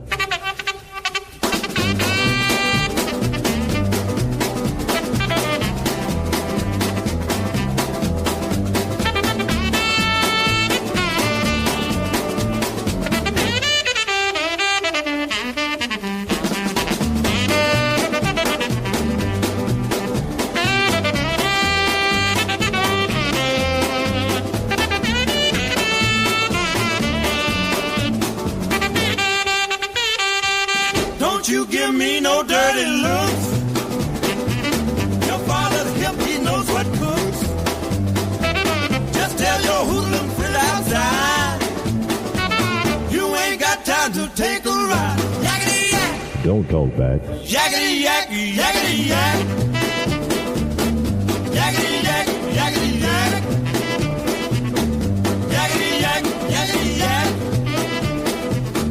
Yakety yak, yakety yak.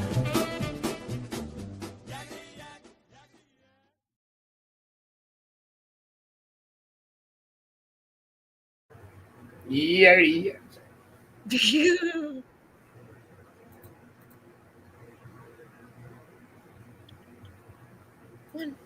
Say good morning. What up, Moxie? I love how she just looked right at the computer.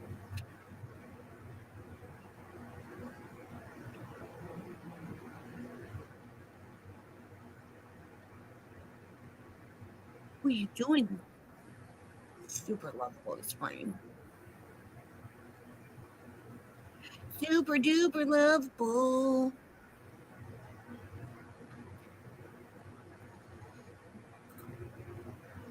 Such a pretty cat. How did I get so lucky to have you? Oh, fluffy kitty cat, meow meow. No, Scooter, leave her alone. Scooter, leave her tail alone.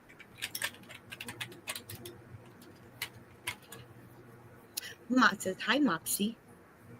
Moxie girl. You're so fucking sweet. It's because she's getting her winter coat.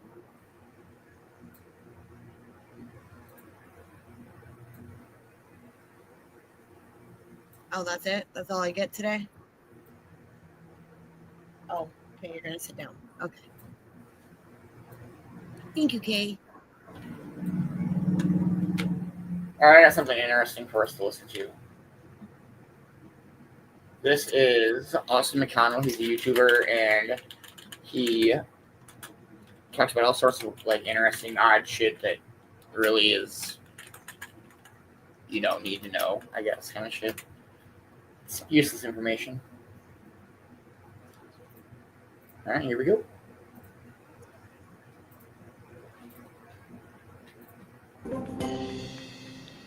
A year ago today, I released one of my most popular videos, a solid 10 minutes of useless information. Of the over 40 videos I've released since then, it remains the one thing that people continually request a follow-up to. I don't know why. Think of all the productive things you could be doing instead of watching a video like this.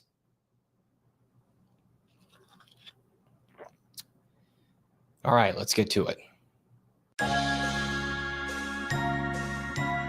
The study of the relative spatial arrangement of atoms that form the structure of molecules is called stereochemistry. The average calorie count in a single serving of Peter Pan creamy peanut butter is 210. In the year 2014, Vizio recalled 245,000 E-Series 39-inch and 42-inch television sets, which sold for between $370 and $450. The problem? The television stands had a tendency to snap. Telephone numbers in Kazakhstan are under a unified numbering plan with Russia and use the country calling code 7. According to a study based on 2010 census data, Lubbock, Texas is the most boring city in America, while Detroit, Michigan consistently places number 1 by various outlets as the most dangerous. For those interested, Google Maps estimates it's about a 22-hour drive to or from if you're wanting to avoid toll roads. John. Good morning, Brother Magic.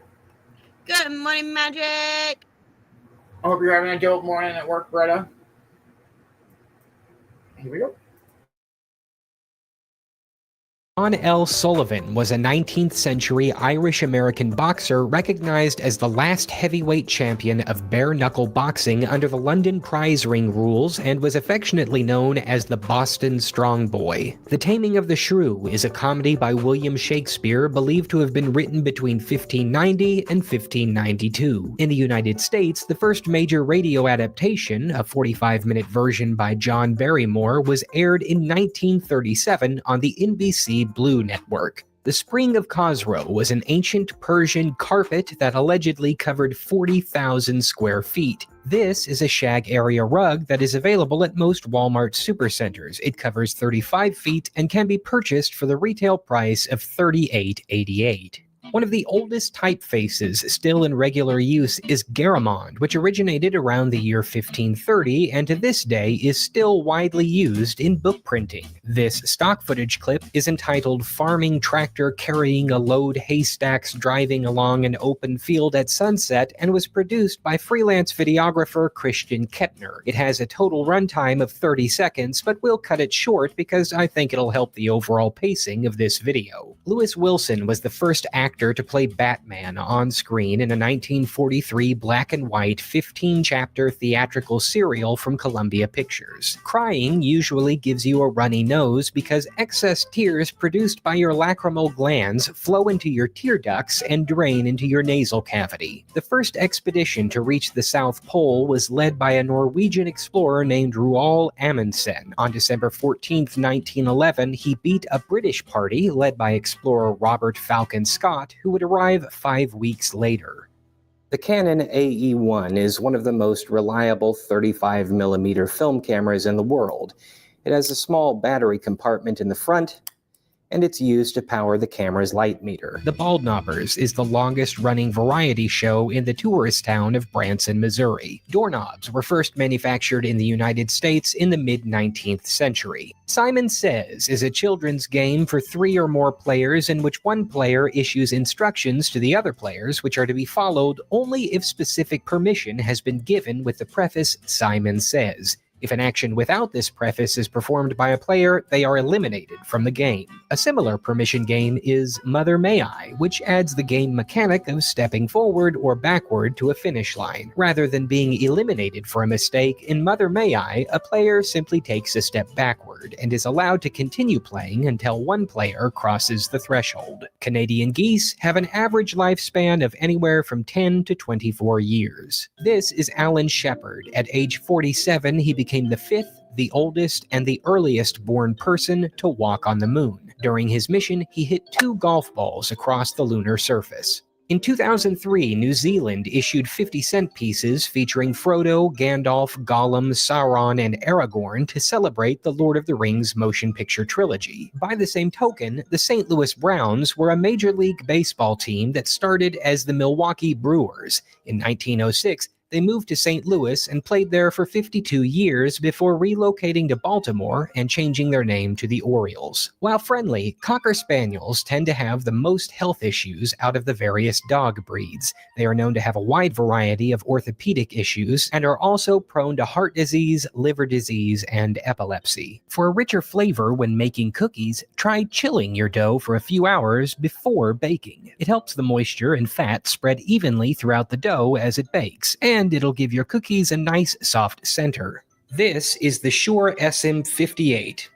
It's a professional cardioid dynamic microphone usually used in live vocal performances. It's the best-selling microphone in the world and is also known as one of the most dependable ever made. Seriously, you can run it over with a truck and it'll still work. While shooting this video, I accidentally dropped it. That explains the dent. It's okay though, because I bought this replacement, which evidently causes cancer and reproductive harm when used in California. The Department of Transportation recommends that yellow lights should be programmed to last between 3 and 6 seconds. This is a doodle I received from a guy named Ethan in Williamsville, New York, depicting me surrounded by a flood of letters sent to me from viewers after I recently opened a P.O. box. 2 weeks in, and I have to say, he was right on the money. The Little Drummer Boy was a top 40 hit every December from the years 1958 to 1962. Yamaha Drums is a subsidiary of the Yamaha Corporation founded in 1967. They manufacture acoustic and electric drum kits, including the Yamaha Phoenix, which currently retails for over $3,000 United States dollars. In the pre-World War II era, gas stations had poor lighting conditions. Gas pumps included lighted globes on top so drivers could recognize various gas brands while driving at night.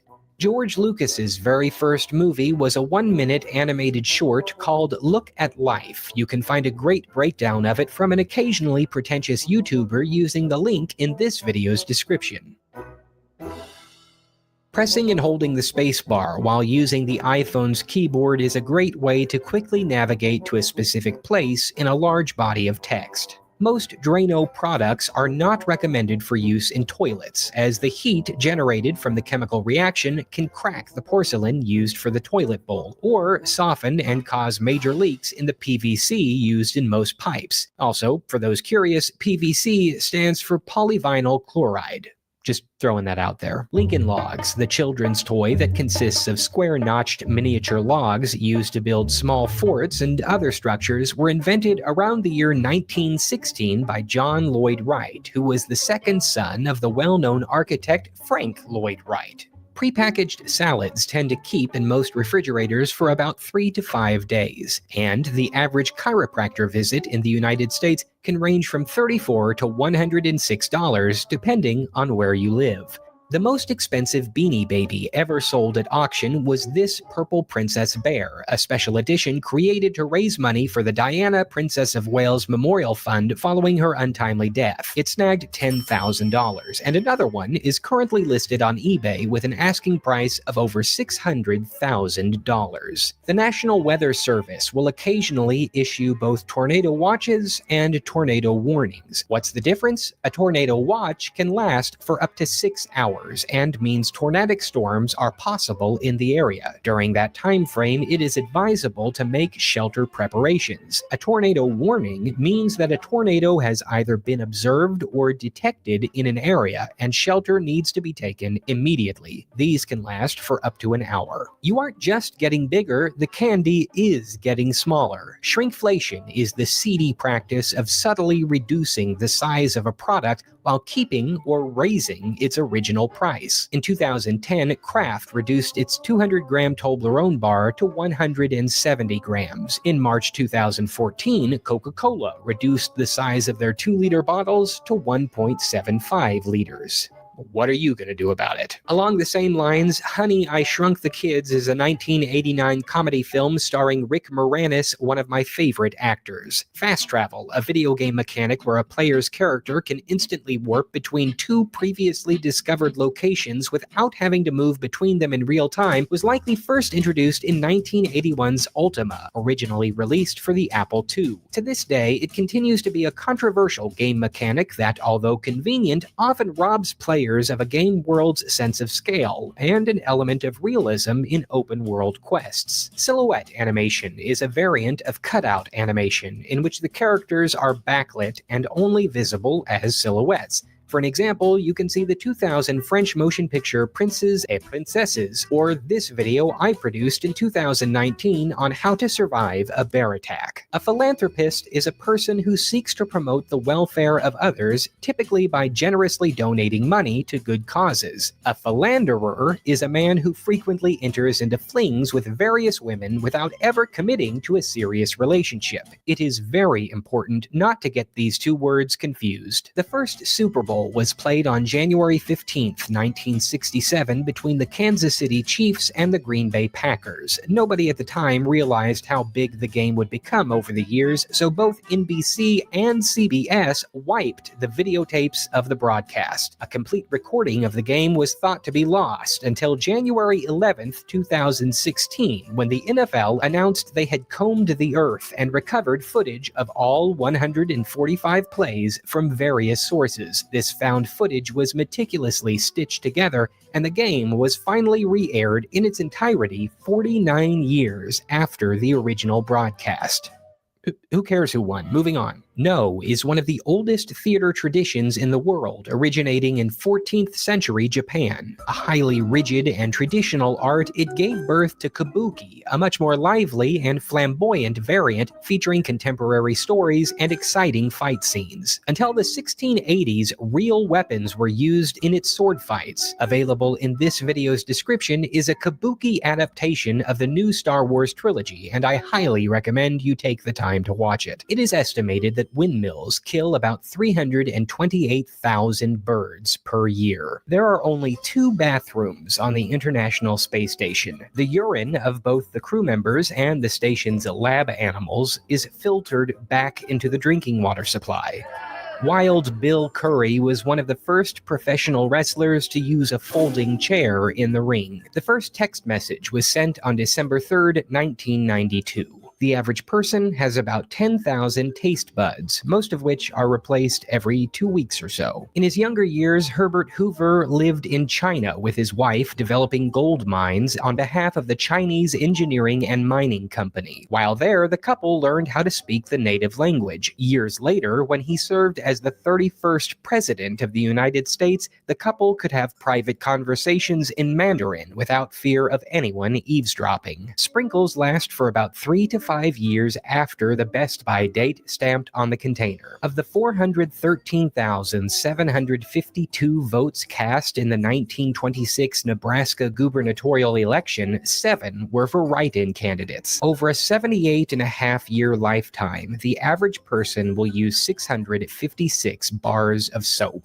The 2017-2018 model of the popular Titleist Pro V1 golf ball has 352 dimples. Starting with iOS 7, the iPhone's clock icon became animated to reflect the current time. An average of 21 games were released every day in the year 2017 through Steam, a video game digital distribution service by the company Valve. For those interested, it was 45 degrees Fahrenheit at 6:31 p.m. in Tokyo, Japan on March 13, 2003. According to the National Highway Traffic Safety Administration, most car accidents occur between 3 and 6 p.m. due to the high volume of vehicles on the road. Saturday is considered the most dangerous day of the week to drive. The Columbia Pictures film To Sir with Love was the 6th highest grossing movie of 1967. Speaking of which, the planet Jupiter has 67 confirmed and named moons. The New York Knicks had a record of 43-39 in the 1967-68 season. They finished 3rd in the NBA's Eastern Division. About 14.5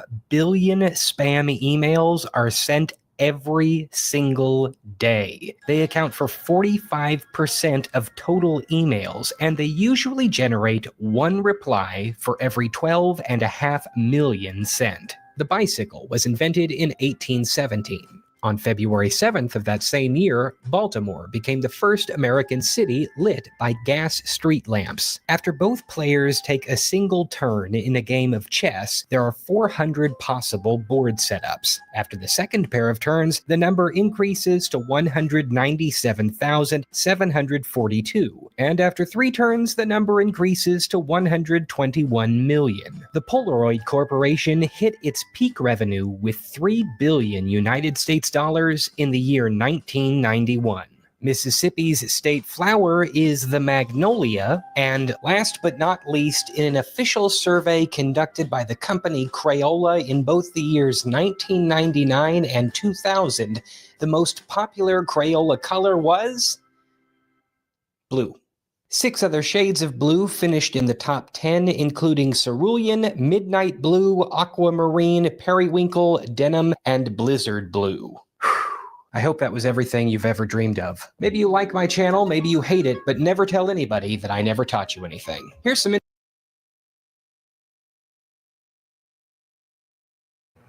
That's fucking great. Yes. What up, Adina and Ruby? Oh, they just being lovable this morning. What up, Rootster? She's super lovey. Oh.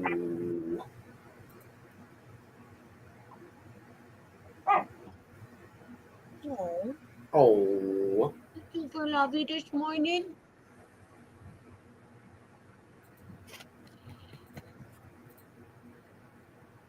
Come on, Kay, say good morning. They say good morning.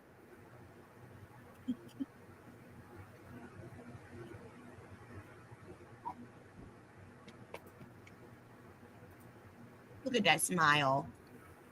Look at that smile. Oh, okay, bye. Go get him.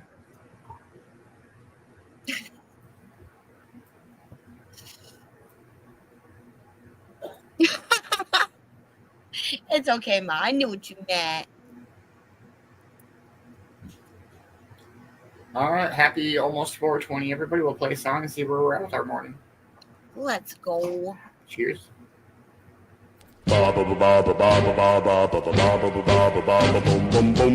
Mr. Bassman, you've got that certain something. Mr. Bassman, you set that music thumping. To you it's easy when you go 1, 2, 3, ba-ba-ba-ba. You mean ba-ba-ba-ba-ba-ba-ba-ba? Yeah, Mr. Bassman, you're on all the songs with a boom boom and a boom boom boom. Hey, Mr. Bassman, you're the hidden king of rock and roll. No, ba-ba-ba-ba-ba-ba-ba-ba-ba. Oh, it don't mean a thing when the lead is singing or when he goes hi. Hey, Mr. Bassman, I'm asking just one thing. Will you teach me? Yeah, the way you sing. Cause Mr. Bassman, I wanna be a bassman too. That is ba-ba-ba-ba-ba-ba-ba-ba-ba. Oh, Mr. Bassman, I really think I'm with it. With a boom boom and do. Come on, Mr. Bassman. Now I'm a bassman. That's it.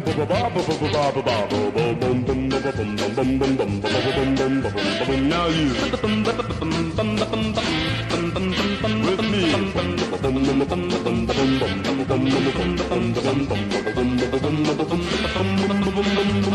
Oh, it don't mean a thing when the lead is singing or when he goes hi. Hey, Mr. Bassman, I'm asking just one thing. Will you teach me? Yeah, the way you sing. Cause Mr. Bassman, I wanna be a bassman too. That is ba-ba-ba-ba-ba-ba-ba-ba. Yeah, Mr. Bassman, I think I'm really with it. With the boom boom and a boom boom. Come on, Mr. Bassman. Now I'm a bassman too. Looking good.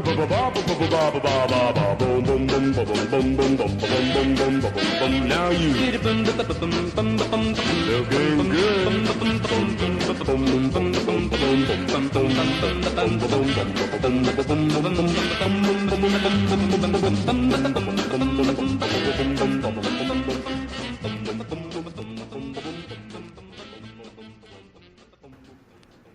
It's alright, it's Saturday.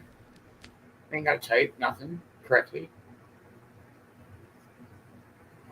Okay, it's every day with me. It's okay. It's okay. Yes.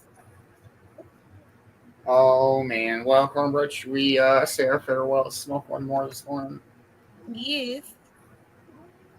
Hope everybody's had a dope Saturday morning. Cornbread, salutes. Much love, everybody. I hope you all have had a great Saturday morning. Let's go. Make sure you're following everybody you're interacting with. Make sure you're following everybody in the Cove Production. You don't want to miss out. Let's go. It's Saturday. Stay lifted, stay positive, and I will see y'all when I see y'all. Much love, everyone, and enjoy your morning. Much love, everybody. Thank you guys for hanging out this morning. It has been a dope, solid gold Saturday. Hope to see everybody this afternoon. We'll just be kind of hanging out. Who knows? I don't know. And no show tonight. We are taking the night off, and we'll be kind of chilling tonight. Hope to see everybody later this afternoon. Make sure you're following everybody on the Cove team. Yeah. Much love, everybody. It's been a dope-ass morning. And let's go with some King of the Road. Cheers, everybody.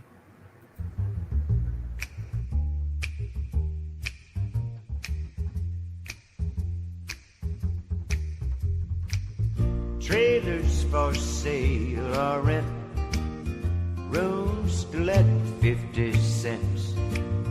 No phone, no pool, no pets.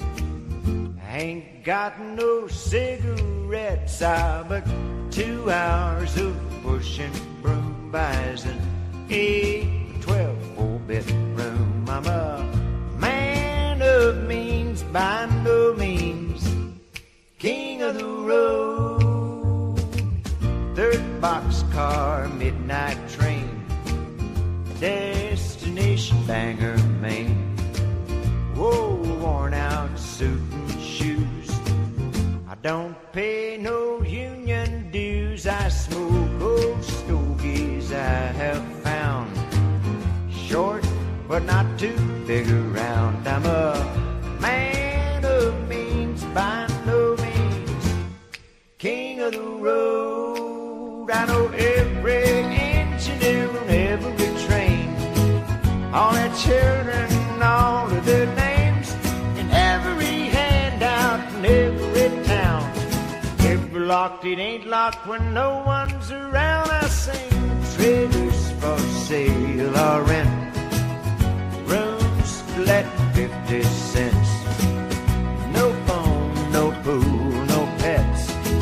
I ain't got no cigarettes. But 2 hours of pushing broom buys an 8 to 12 4-bedroom. I'm a man of means, by no means king of the road. Trailers for sale or rent, rooms to let 50 cents. No phone, no pool, no pets. I ain't got no cigarettes. But 2 hours of pushing broom buys. Let's fucking go.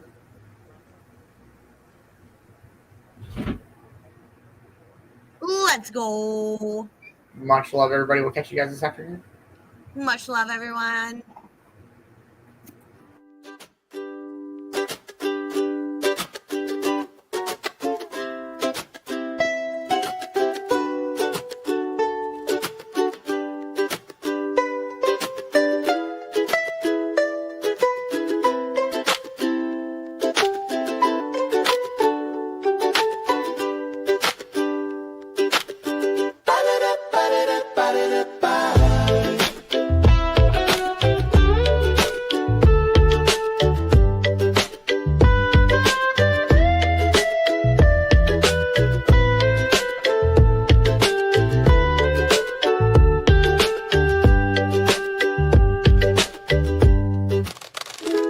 I